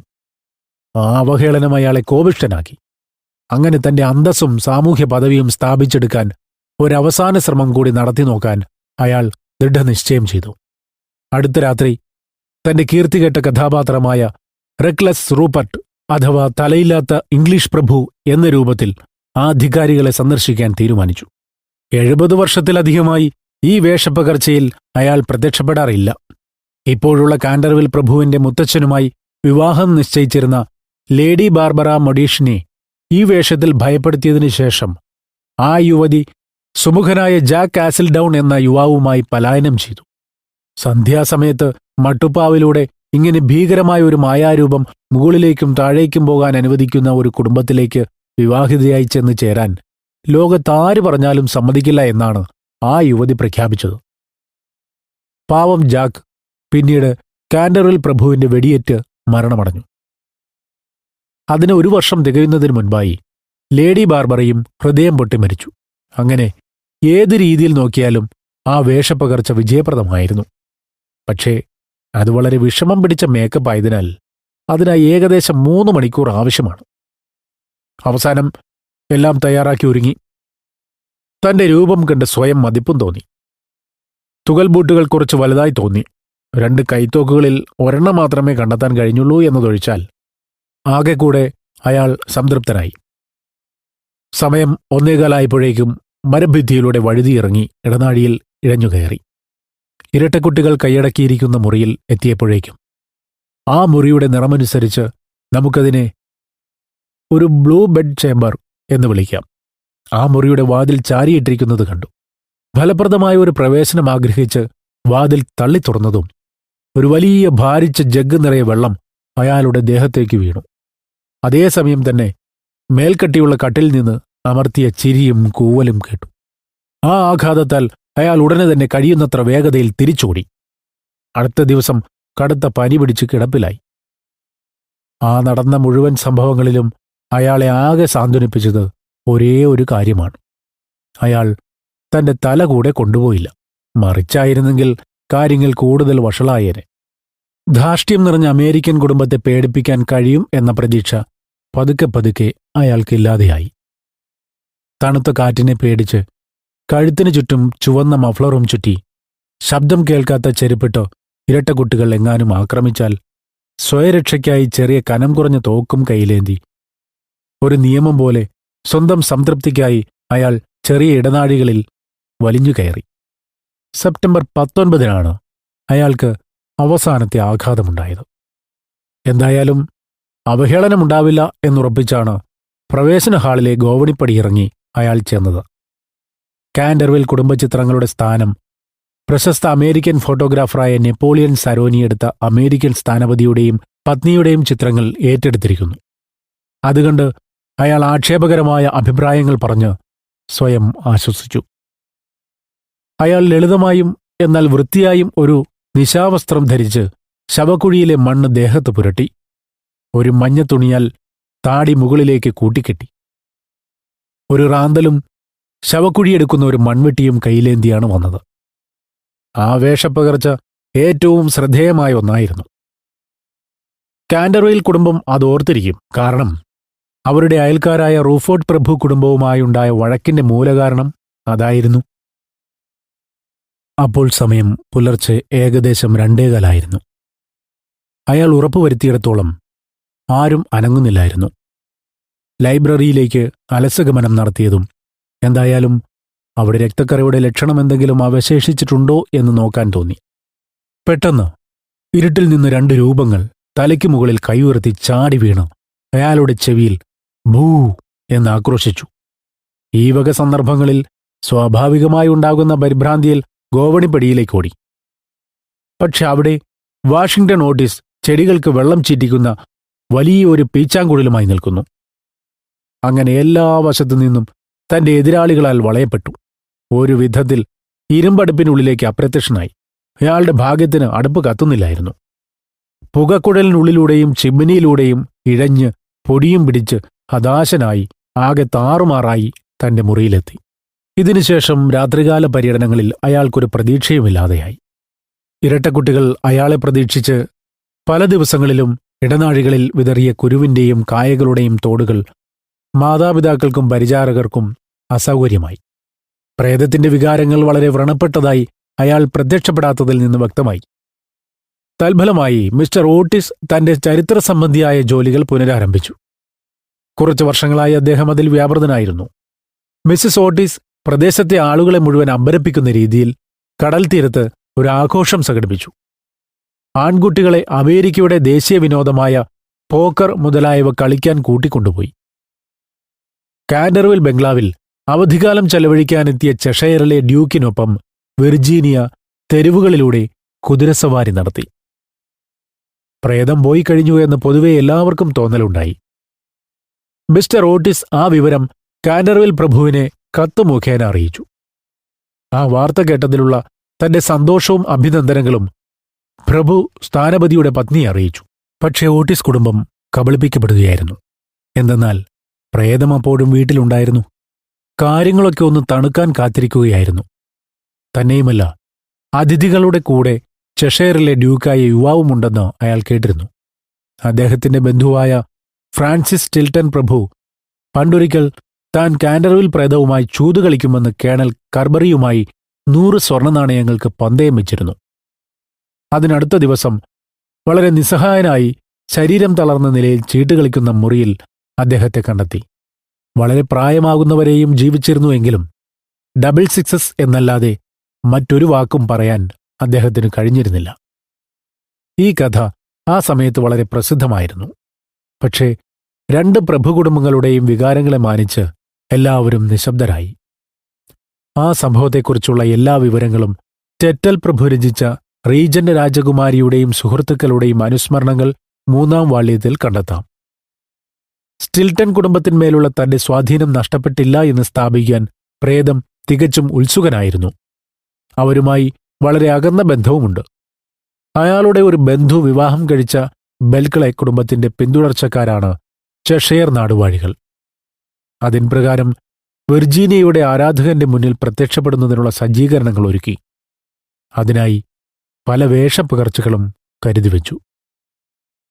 1764 പുതുവർഷത്തലേന്ന് വൃദ്ധയായ ലേഡി സ്റ്റാർട്ടപ്പ് കണ്ടപ്പോൾ രൂക്ഷമായി അലറി വിളിക്കുകയും തുടർന്ന് സന്നിപാതം ബാധിച്ച് 3 ദിവസങ്ങൾക്കകം മരിക്കുകയും ചെയ്ത ദ വാമ്പയർ മങ്ക് എന്ന വേഷമാണ് അയാൾ തിരഞ്ഞെടുത്തത്. പക്ഷേ അവസാന നിമിഷം ഇരട്ടക്കുട്ടികളോടുള്ള ഭയം അയാളെ മുറിക്ക് പുറത്തിറങ്ങുന്നതിൽ നിന്ന് പിന്തിരിപ്പിച്ചു. ചെഷയറിലെ ഡ്യൂക്ക് അങ്ങനെ തന്റെ തൂവൽ പതിപ്പിച്ച മേലാപ്പിന് താഴെ വിർജീനിയയെ സ്വപ്നം കണ്ട് സുഖമായി ഉറങ്ങി. ഇതിന് കുറച്ചു ദിവസം കഴിഞ്ഞു. വിർജീനിയയെ ചെഷയറിലെ ഡ്യൂക്കിനൊപ്പം ബ്രോക്ലെ പുൽത്തകടിയിൽ കുതിരസവാരി നടത്തിയപ്പോൾ കുറ്റിച്ചെടികളിൽ തട്ടി തന്റെ വസ്ത്രം കീറിയതിനാൽ ആരും കാണാതിരിക്കാനായി പുറകുവശത്തെ ഗോവണി വഴിയാണ് തിരികെ മുകളിലേക്ക് കയറിയത്. വരുന്ന വഴി ചിത്രകമ്പളം വിരിച്ച മുറിയുടെ വാതിൽ തുറന്നിരിക്കുന്നതായി കണ്ടു. ആരോ ഉള്ളിലുള്ളതായും തോന്നി. അമ്മയുടെ പരിചാരികയാണെന്ന് കരുതി തന്റെ വസ്ത്രത്തിന്റെ കേടുപാടുകൾ തീർക്കാനായി അകത്തേക്കു കയറി. പക്ഷേ അത് കാൻഡർവിൽ പ്രേതമായിരുന്നു എന്നതായിരുന്നു ഏറ്റവും വലിയ അത്ഭുതം. അയാൾ ജനാലയ്ക്കരികിൽ തന്റെ തല കൈകളിൽ താങ്ങിയിരുന്ന് പുറത്തെ വൃക്ഷങ്ങളുടെ ഇലകൾ കാറ്റിൽ പറക്കുന്നത് നോക്കുകയായിരുന്നു. അയാളുടെ ആകമാനമുള്ള പെരുമാറ്റത്തിൽ അങ്ങേയറ്റം ദൈന്യം നിറഞ്ഞു നിന്നു. അയാളുടെ രൂപം കണ്ടപ്പോൾ ഓടി തന്റെ മുറിയിൽ പോയി ഒളിക്കാനാണ് വിർജീനിയയ്ക്ക് ആദ്യം തോന്നിയത്. പക്ഷേ അലിവ് തോന്നി അയാളെ സമാധാനിപ്പിക്കാൻ തീരുമാനിച്ചു. അവളുടെ കാലടി ശബ്ദം വളരെ നേർത്തതായിരുന്നതിനാലും അയാൾ തന്റെ വിഷാദത്തിൽ തീർത്തും മുഴുകിയതിനാലും സംസാരിച്ചു തുടങ്ങിയപ്പോൾ മാത്രമാണ് അവളുടെ സാന്നിധ്യം അയാൾ അറിഞ്ഞത്. എനിക്ക് താങ്കളുടെ കാര്യത്തിൽ ഖേദമുണ്ട്, അവൾ പറഞ്ഞു തുടങ്ങി. എന്റെ സഹോദരന്മാർ നാളെ ബോർഡിങ്ങിലേക്ക് തിരികെ പോകും. താങ്കൾ നന്നായി പെരുമാറിയാൽ പിന്നീട് ആരും താങ്കളെ ശല്യപ്പെടുത്തില്ല. നന്നായി പെരുമാറാൻ എന്നോട് പറയുന്നത് തന്നെ ബുദ്ധിശൂന്യതയാണ്. ആ പെൺകുട്ടി തന്നോട് സംസാരിക്കാൻ തുനിഞ്ഞ ആശ്ചര്യത്തിൽ ചുറ്റും നോക്കിക്കൊണ്ട് അയാൾ മറുപടി പറഞ്ഞു. തികഞ്ഞ ബുദ്ധിശൂന്യത. എനിക്കെന്റെ ചങ്ങലകൾ കിലുക്കണം, താക്കോൽപ്പഴത്തിലൂടെ ഞരങ്ങണം, രാത്രിയിൽ ഇറങ്ങി നടക്കണം. ഇതൊക്കെയായിരിക്കും ഉദ്ദേശിച്ചത്. ഇതൊക്കെ കാരണമാണ് ഞാൻ നിലനിൽക്കുന്നത്. അതൊന്നും നിലനിൽപ്പിനുള്ള കാരണങ്ങളല്ല. വളരെ അധാർമികമായാണ് താങ്കൾ പെരുമാറുന്നത്. ഞങ്ങളിവിടെ എത്തിയ ദിവസം മിസ്സസ് സുംനെ പറഞ്ഞിരുന്നു താങ്കളുടെ പത്നിയെ താങ്കളാണ് കൊന്നതെന്ന്. ഞാനത് സമ്മതിക്കുന്നു, പ്രേതം വെറുപ്പോടെ പറഞ്ഞു. പക്ഷെ അത് തികച്ചും കുടുംബകാര്യമാണ്. മറ്റാർക്കും അതുമായി ബന്ധമില്ല. മറ്റൊരാളെ കൊല്ലുന്നത് എന്തായാലും തെറ്റാണ്. അമേരിക്കയിലെ ന്യൂ ഇംഗ്ലണ്ട് പ്രവിശ്യയിലെ പൂർവികരിൽ ആരുടെയോ കയ്യിൽ നിന്ന് കിട്ടിയ ധാർമ്മിക ബോധത്തോടെ വിർജീനിയ പറഞ്ഞു. ഓഹ്, സാൻമാർഗിക സംഗ്രഹങ്ങളുടെ വില കുറഞ്ഞ കാഠിന്യം ഞാൻ വെറുക്കുന്നു. എന്റെ ഭാര്യ എപ്പോഴും പരാതിക്കാരിയായിരുന്നു. എന്റെ കുപ്പായങ്ങൾ ഒരിക്കലും വൃത്തിയാക്കി തന്നില്ല. പാചകത്തെക്കുറിച്ച് ഒന്നും അറിയില്ലായിരുന്നു. എന്തിന്, ഒരിക്കൽ ഞാൻ വേട്ടയാടിയ കലമാനിനെ അവൾ ഭക്ഷണമേശയിൽ എങ്ങനെയാണ് എത്തിച്ചതെന്ന് നിനക്കറിയാമോ? എന്തായാലും ഇപ്പോൾ എല്ലാം കഴിഞ്ഞു. ഞാൻ അവളെ കൊന്നെങ്കിലും അവളുടെ സഹോദരന്മാർ എന്നെ പട്ടിണിക്കിട്ട് കൊന്നത് ശരിയായില്ല.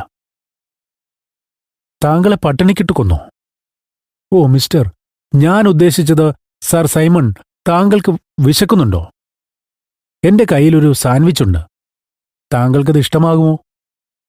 വേണ്ട, നന്ദി. ഞാനിപ്പോൾ ഒന്നും കഴിക്കാറില്ല. നീ വളരെ നല്ലവളാണ്. പ്രാകൃതരായ, സംസ്കാരമില്ലാത്ത, വഞ്ചകരായ കുടുംബത്തിലെ മറ്റുള്ളവരെക്കാൾ നല്ലവളാണ്. നിർത്തൂ! തന്റെ കാൽ ശക്തിയായി നിലത്ത് ചവിട്ടിക്കൊണ്ട് വിർജീനിയ ഉറക്കെ പറഞ്ഞു. താങ്കളാണ് പ്രാകൃതനും വഞ്ചകനും സംസ്കാരമില്ലാത്തവനും. ലൈബ്രറിയിലെ പരിഹാസ്യമായ ആ രക്തക്കർമ്മിനുക്കാൻ എന്റെ പെട്ടിയിൽ നിന്ന് ചായങ്ങൾ മോഷ്ടിച്ചത് നിങ്ങളാണ്. ആദ്യം ചുവന്ന ചായം സിന്ദൂര നിറം ഉൾപ്പെടെ മുഴുവനും എടുത്തു. ഇനി എനിക്ക് സൂര്യാസ്തമന ചിത്രം വരയ്ക്കാൻ കഴിയില്ല. പിന്നീട് മരതകപ്പച്ചയും മഞ്ഞയും എടുത്തു. അവസാനം എന്റെ കയ്യിൽ നീലയും ചൈനീസ് വെള്ളയും മാത്രമായി. ഇപ്പോൾ ആകെ നിലാവെളിച്ചം മാത്രമേ വരയ്ക്കാൻ കഴിയുന്നുള്ളൂ. അതാണെങ്കിൽ എളുപ്പവുമല്ല. കാണുമ്പോൾ വിഷാദവും തോന്നും. ഏറ്റവും അസഹനീയവും പരിഹാസ്യവുമായത് വേറൊന്നായിരുന്നു. മരതക പച്ചനിറമുള്ള രക്തത്തെക്കുറിച്ച് ആരെങ്കിലും കേട്ടിട്ടുണ്ടോ? ഓ, ശരിക്കും, കൂടുതൽ വിനയത്തോടെ പ്രേതം പറഞ്ഞു. ഞാനെന്തു ചെയ്യും? ഇക്കാലത്ത് യഥാർത്ഥ രക്തം കിട്ടാറില്ല. നിന്റെ സഹോദരൻ പാരഗൺ സോപ്പ് പൊടി കൊണ്ട് എല്ലാം തുടങ്ങിയതിൽ പിന്നെ നിന്റെ ചായമെടുക്കാതിരിക്കാൻ ഞാൻ ഒരു കാരണവും കണ്ടില്ല. പിന്നെ നിറത്തിന്റെ കാര്യം, അത് ഓരോരുത്തരുടെയും ഇഷ്ടമാണ്. കാൻഡർവിൽ പ്രഭുക്കന്മാരുടെ രക്തം ഇംഗ്ലണ്ടിലെ ഏറ്റവും നീല നിറമുള്ള രക്തമാണ്. പക്ഷേ എനിക്കറിയാം, നിങ്ങൾ അമേരിക്കക്കാർ ഇങ്ങനെയുള്ള കാര്യങ്ങൾ ശ്രദ്ധിക്കാറില്ല എന്ന്. താങ്കൾക്ക് അതിനെക്കുറിച്ച് ഒന്നും അറിയില്ല. ചെയ്യാൻ കഴിയുന്ന ഏറ്റവും നല്ല കാര്യം അമേരിക്കയിലേക്ക് കുടിയേറുകയാണ്. സൗജന്യ കപ്പൽ യാത്ര തരമാക്കി തരുന്നതിൽ എന്റെ പപ്പയ്ക്ക് വളരെ സന്തോഷമായിരിക്കും. എല്ലാ തരത്തിലുള്ള പ്രേതങ്ങൾക്കും വളരെ കൂടിയ നിരക്കാണ് കസ്റ്റം ഹൗസിൽ ഈടാക്കുന്നതെങ്കിലും പ്രയാസമൊന്നും ഉണ്ടാകാനിടയില്ല. അമേരിക്കയിൽ ഞാനറിയുന്ന പലരും ഒരു മുത്തച്ഛനെ കിട്ടാനായി $100 നൽകാൻ തയ്യാറാണ്. അപ്പോൾ ഒരു കുടുംബ പ്രേതത്തെ കിട്ടാൻ അതിലും കൂടുതൽ നൽകും. എനിക്ക് അമേരിക്ക ഇഷ്ടപ്പെടുമെന്ന് തോന്നുന്നില്ല. അവിടെ ഞങ്ങൾക്ക് ഭൂതപ്രേതാദികളും അനർത്ഥങ്ങളുമൊന്നും ഇല്ലാത്തതുകൊണ്ടാവും, വിർജീനിയ പരിഹാസരൂപേണ പറഞ്ഞു. ഭൂതപ്രേതാദികളും അനർത്ഥങ്ങളുമില്ല, പ്രേതം മറുപടി പറഞ്ഞു. നിങ്ങൾക്ക് നിങ്ങളുടെ കപ്പൽപ്പടയും മറ്റു സംവിധാനങ്ങളുമുണ്ടല്ലോ. Good evening. ഇരട്ടക്കുട്ടികൾക്ക് ഒരാഴ്ച കൂടി അവധിയെടുത്ത് ഇവിടെ നിർത്താൻ ഞാൻ പപ്പയോട് പറയാം. ദയവായി പോകരുത് മിസ് വിർജീനിയ, അയാൾ ദയനീയമായി പറഞ്ഞു. ഞാൻ തികച്ചും ഏകനും ദുഃഖിതനുമാണ്. കൂടാതെ എന്താണ് ചെയ്യേണ്ടതെന്ന് അറിയുകയുമില്ല. എനിക്കുറങ്ങണമെന്നുണ്ട്, പക്ഷെ കഴിയുന്നില്ല. അത് തികച്ചും അസംബന്ധമാണോ? കിടക്കയിൽ കിടന്നിട്ട് മെഴുകുതിരി അണയ്ക്കണം. പലപ്പോഴും ഉണർന്നിരിക്കാനാണ് വിഷമം, പ്രത്യേകിച്ച് പള്ളിയിൽ. പക്ഷെ ഉറങ്ങാൻ ഒരു വിഷമവുമില്ല. എന്തിന്? ഒരു കുഞ്ഞിന് പോലും അറിയാം എങ്ങനെയാണ് ഉറങ്ങുന്നതെന്ന്. അവർക്ക് വലിയ സാമർഥ്യമില്ല. ഞാൻ 300 വർഷമായി ഉറങ്ങിയിട്ടില്ല, അയാൾ വ്യസനത്തോടെ പറഞ്ഞു. വിർജീനിയയുടെ കണ്ണുകൾ അത്ഭുതത്താൽ വിടർന്നു. 300 വർഷമായി ഞാൻ ഉറങ്ങിയിട്ടേയില്ല. ഞാൻ വളരെ ക്ഷീണിതനാണ്. വിർജീനിയ ഇപ്പോൾ അല്പം ഗൗരവത്തിലായി. അയാളുടെ സമീപത്തേക്ക് ചെന്നവൾ മുട്ടുകുത്തി ആ ചുളിവ് വീണ വൃദ്ധമുഖത്തേക്ക് നോക്കി. പാവം, പാവം പ്രേതം, അവൾ മന്ത്രിച്ചു. താങ്കൾക്ക് ഉറങ്ങാൻ കഴിയുന്ന ഒരിടവുമില്ലേ? ദൂരെ ദൂരെ, പൈൻമരങ്ങൾക്കുമപ്പുറം, അയാൾ മനോരാജ്യത്തിൽ മുഴുകിയ മട്ടിൽ നേർത്ത ശബ്ദത്തിൽ മറുപടി പറഞ്ഞു. അവിടെ മനോഹരമായ ഒരു ചെറിയ പൂന്തോപ്പുണ്ട്. അവിടെ പുല്ലു വളരുന്നത് നീണ്ടും ആഴത്തിലുമാണ്. വെളുത്ത പുഷ്പങ്ങൾ നക്ഷത്രം പോലെയാണ് വിരിയുന്നത്. വാനമ്പാടി രാത്രി മുഴുവൻ പാടിക്കൊണ്ടേയിരിക്കും. ആ പാട്ട് കേൾക്കാൻ തണുത്ത സ്ഫടികചന്ദ്രൻ താഴേക്കുറ്റുനോക്കും.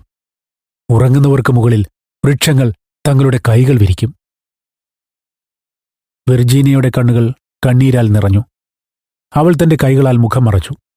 താങ്കൾ ഉദ്ദേശിക്കുന്നത് മരണത്തിന്റെ പൂന്തോപ്പാണോ? അവൾ മന്ത്രിക്കുന്നതുപോലെ ചോദിച്ചു. അതെ, മരണം. മരണം എത്ര സുന്ദരമായിരിക്കും. പുല്ലുകൾ തലയ്ക്ക് മുകളിൽ വളർന്നു നിൽക്കുന്ന മൃദുവായ ഇളം തവിട്ട് ഭൂമിയിൽ നിശബ്ദത സ്രവിച്ചു കിടക്കണം. ഇന്നലകളില്ലാതെ, നാളുകളുമില്ലാതെ, സമയത്തെ മറന്ന് ജീവിതത്തോട് ക്ഷമിച്ച് സമാധാനമായി ഉറങ്ങണം. നിനക്കെന്നെ സഹായിക്കാൻ കഴിയും. മരണത്തിന്റെ ആലയത്തിലേക്കുള്ള വാതിൽ തുറക്കാൻ നിനക്ക് കഴിയും. എന്തെന്നാൽ നിന്റെ കൂടെ എപ്പോഴും സ്നേഹമുണ്ട്. സ്നേഹത്തിന് മരണത്തേക്കാൾ ശക്തിയുണ്ട്. വിർജീനിയ ഞെട്ടിപ്പോയി. ഒരു തണുത്ത വിറയൽ അവളിൽ പടർന്നു. ഏതാനും നിമിഷങ്ങൾ അവിടെ നിശബ്ദത നിറഞ്ഞു നിന്നു. ഏതോ ദാരുണമായ സ്വപ്നം കാണുകയാണെന്ന് അവൾക്ക് തോന്നി. അപ്പോൾ പ്രേതം വീണ്ടും പറഞ്ഞു തുടങ്ങി. അയാളുടെ ശബ്ദം കാറ്റിന്റെ വിലാപം പോലെ തോന്നിച്ചു. ലൈബ്രറിയുടെ ജാലകത്തിലെഴുതിയ പഴയ ആ പ്രവചനം നീ എപ്പോഴെങ്കിലും വായിച്ചുവോ? ഓ, പലപ്പോഴും, അവൾ തല ഉയർത്തിക്കൊണ്ട് പറഞ്ഞു. എനിക്കിത് നന്നായി അറിയാം. വിചിത്രമായ കറുപ്പ് നിറത്തിലാണത്. വായിക്കാൻ പ്രയാസമാണ്. ആകെ 6 വരികളാണ്. പാപമില്ലാത്ത ചുണ്ടുകളാൽ പെൺകിടാവ് പ്രാർത്ഥിക്കുമ്പോൾ, തരിശായ ബദാം പൂക്കുമ്പോൾ, കുഞ്ഞു ബാലിക കരയുമ്പോൾ, വീടാകെ നിശബ്ദമാകും, കാൻഡർവിൽ ശാന്തമാകും. പക്ഷെ അതിന്റെ അർത്ഥം എന്താണെന്ന് എനിക്കറിയില്ല. അതിന്റെ അർത്ഥം, അയാൾ വിഷാദത്തോടെ പറഞ്ഞു, എന്റെ പാപങ്ങൾക്കായി നീ എന്നോടൊപ്പം തേങ്ങി. എന്തെന്നാൽ എനിക്ക് കണ്ണീരില്ല. എന്റെ ആത്മാവിനായി എനിക്കൊപ്പം പ്രാർത്ഥിച്ചു. എന്തെന്നാൽ എനിക്ക് വിശ്വാസമില്ല. നീ എപ്പോഴും നല്ലവളും പ്രിയങ്കരിയും സൗമനസ്യമുള്ളവളുമായിരുന്നാൽ മരണമാലാഖ എന്നോട് ദയവ് കാണിക്കും. ഇരുളിൽ നീ ഭയാനക രൂപങ്ങൾ കണ്ടേക്കാം. നിന്റെ ചെവിയിൽ ദുഷിച്ച ശബ്ദങ്ങൾ മന്ത്രിക്കുന്നതും കേട്ടേക്കാം. പക്ഷേ അവയൊന്നും നിന്നെ ദ്രോഹിക്കില്ല. ഒരു ചെറിയ കുഞ്ഞിന്റെ നൈർമല്യത്തിനെതിരായി ചെകുത്താന്റെ ഒരു ശക്തിയും അതിജീവിക്കില്ല. വിർജീനിയ നിശബ്ദയായിരുന്നു. പ്രേതം നിരാശയാൽ തന്റെ കൈകൾ ഞെരിച്ചുകൊണ്ട് സ്വർണത്തലമുടിയോടുകൂടിയ അവളുടെ കുനിഞ്ഞ ശിരസിലേക്ക് നോക്കി. പെട്ടെന്ന് അവൾ എഴുന്നേറ്റു. വളരെ വിളറിയിരുന്നെങ്കിലും കണ്ണുകളിൽ അസാധാരണമായ പ്രകാശമുണ്ടായിരുന്നു. ഞാൻ ഭയക്കുന്നില്ല, അവൾ ഉറച്ച ശബ്ദത്തിൽ പറഞ്ഞു. താങ്കളോട് ദയ ചൊരിയുവാൻ ഞാൻ മാലാഖയോട് പറയാം. സന്തോഷപൂർണമായ ഒരു തേങ്ങലോടെ അയാൾ ഇരിപ്പിടത്തിൽ നിന്നും എഴുന്നേറ്റു. പഴയ രീതിയിലുള്ള പെരുമാറ്റ രീതിയോടെ അവളുടെ കരം പിടിച്ച് കുനിഞ്ഞ് ഉമ്മ വെച്ചു. അയാളുടെ വിരലുകൾ മഞ്ഞുകട്ട പോലെ തണുത്തവയും ചുണ്ടുകൾ കത്തുന്ന തീ പോലെ എരിയുന്നവയുമായിരുന്നു. പക്ഷേ വിർജീനിയ ഒട്ടും പതറിയില്ല. അയാൾ അവളെ ആ ഇരുൾ മൂടിയ മുറിക്ക് കുറുകെ നയിച്ചു. നിറം മങ്ങിയ പച്ച ചിത്രകമ്പളത്തിൽ ചെറിയ യോദ്ധാക്കളുടെ രൂപം തുന്നിയിരുന്നു. അവർ തങ്ങളുടെ തൊങ്ങൽ പതിച്ച കാഹളത്താൽ ധ്വനി മുഴക്കി ചെറിയ കൈകൾ വീശി അവളോട് തിരിച്ചു പോകാൻ അവർ പറഞ്ഞു. തിരികെ പോകൂ വിർജീനിയ, അവർ ഉറക്കെ പറഞ്ഞു. തിരിച്ചു പോകൂ. പക്ഷേ പ്രേതം അവളുടെ കൈ കൂടുതൽ മുറുക്കിപ്പിടിച്ചു. അവൾ അവർക്കു നേരെ കണ്ണുകൾ അടച്ചു. ഗൗളിയുടെ വാലും ഉരുണ്ടു തുറിച്ച കണ്ണുകളുമുള്ള വിചിത്ര ജീവികൾ ചിമ്മിനിയിലിരുന്ന് അവൾക്കു നേരെ തുറിച്ചു നോക്കുകയും, സൂക്ഷിക്കൂ വിർജീനിയ, സൂക്ഷിക്കൂ, നമ്മളിനി വീണ്ടും കണ്ടെന്നു വരില്ല. പക്ഷെ പ്രേതം കൂടുതൽ വേഗത്തിൽ ഒഴുകിയിറങ്ങി. വിർജീനിയ ഒന്നും ശ്രദ്ധിച്ചതേയില്ല. മുറിയുടെ അവസാനമെത്തിയപ്പോൾ അയാൾ നിന്ന് അവൾക്ക് മനസ്സിലാക്കാൻ കഴിയാത്ത ഏതോ ഭാഷയിൽ എന്തൊക്കെയോ മന്ത്രിച്ചു. അവൾ കണ്ണുകൾ തുറന്നു. ചുവർഭിത്തി ധൂമപടലം പോലെ പതിയെ അലിഞ്ഞലിഞ്ഞ് ഒരു ഗുഹാമുഖം അവർക്ക് മുന്നിലായി പ്രത്യക്ഷപ്പെട്ടു. തണുത്തതും തീവ്രവുമായ കാറ്റ് അവരെ ചുറ്റിക്കറങ്ങി. തന്റെ വസ്ത്രത്തിൽ ആരോ പിടിച്ചു വലിക്കുന്നതുപോലെ അവൾക്ക് തോന്നി. വേഗം വേഗം, പ്രേതം പറഞ്ഞു, അല്ലെങ്കിൽ വളരെ താമസിച്ചു പോകും. ഒരു നിമിഷത്തിനകം അവർക്ക് പിറകിലായി മരഭിത്തി അടഞ്ഞു. ചിത്രകമ്പളം വിരിച്ച മുറി ശൂന്യമായി. ഏകദേശം 10 മിനിറ്റിന് ശേഷം ചായയ്ക്കുള്ള മണിമുഴങ്ങി. വിർജീനിയ താഴേക്ക് വരാത്തതിനാൽ മിസ്സസ് ഓട്ടിസ് പരിചാരകരിൽ ഒരാളെ പറഞ്ഞയച്ചു. കുറച്ചു സമയത്തിനകം വിർജീനിയയെ ഒരിടത്തും കണ്ടെത്താനാകാതെ അയാൾ തിരികെയെത്തി. എന്നും വൈകുന്നേരം അത്താഴമേശ അലങ്കരിക്കാനുള്ള പൂക്കൾക്കായി വിർജീനിയ തോട്ടത്തിലേക്ക് പോകുന്ന പതിവുണ്ടായിരുന്നു. അതിനാൽ മിസ്സസ് ഓട്ടിസ് ആദ്യമൊന്നും ശ്രദ്ധിച്ചില്ല. പക്ഷേ 6 മണിയായിട്ടും വിർജീനിയ എത്താതിരുന്നപ്പോൾ അവർ പരിഭ്രമിച്ചു. ആൺകുട്ടികൾ വീടിന് പുറത്തും അവരും മിസ്റ്റർ ഓട്ടിസും ഓരോ മുറികളിലും തിരയാൻ തുടങ്ങി. 6:30 ആൺകുട്ടികൾ തിരികെ വന്ന് സഹോദരിയെ പുറത്തെങ്ങും അവർക്ക് കണ്ടെത്താൻ കഴിഞ്ഞില്ല എന്നറിയിച്ചു. അവരെല്ലാവരും ഇപ്പോൾ വളരെ ക്ഷുഭിതരായ അവസ്ഥയിലായി. എന്താണ് ചെയ്യേണ്ടതെന്ന് അറിയില്ല. കുറച്ചു ദിവസം മുമ്പ് നാടോടികൾക്ക് പാർക്കിൽ താവളമടിക്കാനുള്ള അനുവാദം നൽകിയിരുന്ന കാര്യം അപ്പോഴാണ് മിസ്റ്റർ ഓട്ടിസിന് ഓർമ്മ വന്നത്. അപ്പോൾ തന്നെ അദ്ദേഹം അവർ താമസിച്ചിരുന്ന ബ്ലാക്ക്ഫെൽ ഹോളോയിലേക്ക് മുതിർന്ന മകനെയും തോട്ടത്തിലെ 2 തൊഴിലാളികളെയും കൂട്ടിക്കൊണ്ടുപോയി. വ്യാകുലനായ ചഷയറിലെ ഡ്യൂക്ക് തന്നെ കൂടി കൊണ്ടുപോകാൻ യാചിച്ചെങ്കിലും മിസ്റ്റർ ഓട്ടിസ് അതിനനുവദിച്ചില്ല. അവിടെ വെച്ച് ഒരടിപിടി ഉണ്ടാകുമോ എന്ന് അദ്ദേഹം ഭയന്നു. സ്ഥലത്തെത്തിച്ചേർന്നപ്പോൾ നാടോടികൾ പോയി കഴിഞ്ഞിരുന്നു. ലക്ഷണങ്ങളിൽ നിന്ന് പെട്ടെന്നാണ് പോയതെന്ന് മനസ്സിലായി. തീ അണഞ്ഞിരുന്നില്ല. പുല്ലിൽ 2 മൂൻപാത്രങ്ങളും കിടന്നിരുന്നു. വാഷിംഗ്ടണെയും മറ്റു 2 പേരെയും ജില്ല മുഴുവൻ അരിച്ചുപെറുക്കാൻ അയച്ചതിനു ശേഷം അദ്ദേഹം വീട്ടിലേക്ക് പോയി. രാജ്യത്തെ എല്ലാ പോലീസ് ഓഫീസർമാർക്കും യാചകരോ നാടോടികളോ തട്ടിക്കൊണ്ടുപോയ ഒരു പെൺകുട്ടിയെ തിരയുവാൻ ടെലിഗ്രാം ചെയ്തു. തന്റെ കുതിരയെ കൊണ്ടുവരാൻ ഉത്തരവിട്ട ശേഷം ഭാര്യയോടും മറ്റുള്ളവരോടും അത്താഴം കഴിക്കാൻ ആവശ്യപ്പെട്ടു. പിന്നീട് അദ്ദേഹം കുതിരപ്പുറത്ത് കയറി ഒരു കുതിരക്കാരനൊപ്പം അസ്കോട്ട് റോഡിലേക്ക് പോയി. കഷ്ടിച്ച് കുറച്ച് മൈലുകൾ പോയപ്പോഴേക്കും ആരോ അവരുടെ പിറകെ കുതിച്ചു വരുന്നതുപോലെ തോന്നി. നോക്കിയപ്പോൾ ഡ്യൂക്കാണ് തന്റെ ചെറിയ കുതിരപ്പുറത്ത് വരുന്നത്. അദ്ദേഹത്തിന്റെ മുഖം ചുവന്നിരുന്നു. തൊപ്പിയും ധരിച്ചിട്ടില്ല. "ഞാൻ വളരെ ഖേദിക്കുന്നു, മിസ്റ്റർ ഓട്ടിസ്," അദ്ദേഹം കിതച്ചുകൊണ്ട് പറഞ്ഞു. "പക്ഷേ വിർജീനിയെ കാണാത്തതിനാൽ എനിക്ക് ആഹാരം കഴിക്കാൻ കഴിഞ്ഞില്ല. ദയവായി എന്നോട് ദേഷ്യപ്പെടരുത്. കഴിഞ്ഞ വർഷം ഞങ്ങളുടെ വിവാഹ നിശ്ചയം കഴിഞ്ഞിരുന്നെങ്കിൽ ഇങ്ങനെ സംഭവിക്കില്ലായിരുന്നു. താങ്കൾ എന്നെ തിരിച്ചയക്കില്ലല്ലോ, ഇല്ലേ? ഞാൻ പോവില്ല. എനിക്ക് പോവാൻ കഴിയില്ല." സ്ഥാനപതിക്ക് ചിരിക്കാതിരിക്കാൻ കഴിഞ്ഞില്ല. എന്നാൽ വിർജീനിയയോടുള്ള അദ്ദേഹത്തിന്റെ അർപ്പണ മനോഭാവത്തിൽ സന്തുഷ്ടി തോന്നുകയും ചെയ്തു. "സെസിൽ, താങ്കൾ പോകാൻ ഇഷ്ടപ്പെടുന്നില്ല എങ്കിൽ തിരിച്ചു പോകേണ്ട. എന്റെ കൂടെ വരാം. പക്ഷേ ആ സ്കൂട്ടിൽ നിന്ന് താങ്കൾക്കൊരു തൊപ്പി ലഭിക്കും." സ്ഥാനപതി അദ്ദേഹത്തിന്റെ തോളിൽ മൃദുവായി തട്ടിക്കൊണ്ടു പറഞ്ഞു. "തൊപ്പിയുടെ കാര്യം സാരമില്ല. വിർജീനിയയാണ് ആവശ്യം," അദ്ദേഹം പുഞ്ചിരിയോടെ പറഞ്ഞു. മിസ്റ്റർ ഓട്ടിസ് സ്റ്റേഷൻ മാസ്റ്ററോട് വിർജീനിയെ പോലെ ആരെയെങ്കിലും പ്ലാറ്റ്ഫോമിൽ കണ്ടിരുന്നോ എന്ന് അന്വേഷിച്ചു. പക്ഷേ ആരും കണ്ടിട്ടില്ല. എന്തായാലും സ്റ്റേഷൻ മാസ്റ്റർ ആവശ്യമായ കമ്പി സന്ദേശങ്ങൾ അയക്കുകയും വിർജീനിയയ്ക്കു വേണ്ടിയുള്ള തിരച്ചിൽ നടത്താമെന്നും സ്ഥാനപതിക്ക് ഉറപ്പു നൽകി. സ്ഥാപനം അടയ്ക്കാൻ തുടങ്ങിയ ഒരു വസ്ത്രവ്യാപാരിയിൽ നിന്നും സെസിലിനായി ഒരു തൊപ്പിയും വാങ്ങി. മിസ്റ്റർ ഓട്ടിസ് 4 മൈൽ ദൂരെയുള്ള ഗ്രാമമായ ബെക്സ്ലിയിലേക്ക് ജിപ്സികളെ അന്വേഷിച്ചു നീങ്ങി. അതിനടുത്തായി നാടോടികളുടെ വലിയ സങ്കേതമുണ്ടെന്ന് അദ്ദേഹം കേട്ടിരുന്നു. അവിടുത്തെ പോലീസുകാരോട് അന്വേഷിച്ചെങ്കിലും ഫലമുണ്ടായില്ല. ആ സങ്കേതം മുഴുവൻ തിരഞ്ഞതിനു ശേഷം അവർ തിരികെ കാൻഡർവിൽ ബംഗ്ലാവിലേക്ക് പോയി. ഹൃദയം തകർന്നും അതീവ ക്ഷീണിതരായും അവർ തിരികെ വീട്ടിലെത്തിയപ്പോൾ ഏകദേശം 11 മണിയായി. ഗേറ്റിനരികിലായി വാഷിംഗ്ടണും ഇരട്ടക്കുട്ടികളും റാന്തലുകളുമായി അവരെ കാത്തുനിൽക്കുന്നുണ്ട്. വിർജീനിയയെ കണ്ടെത്തിയതിന്റെ നേർത്ത സൂചന പോലുമില്ല. ബ്രോക്ക്ലെ പുൽത്തകടിയിൽ വെച്ച് നാടോടികളെ പിടികൂടിയെങ്കിലും വിർജീനിയ അവർക്കൊപ്പമില്ല. പെട്ടെന്ന് സ്ഥലം വിട്ടതിനുള്ള ന്യായമായ കാരണവും അവർക്കുണ്ടായിരുന്നു.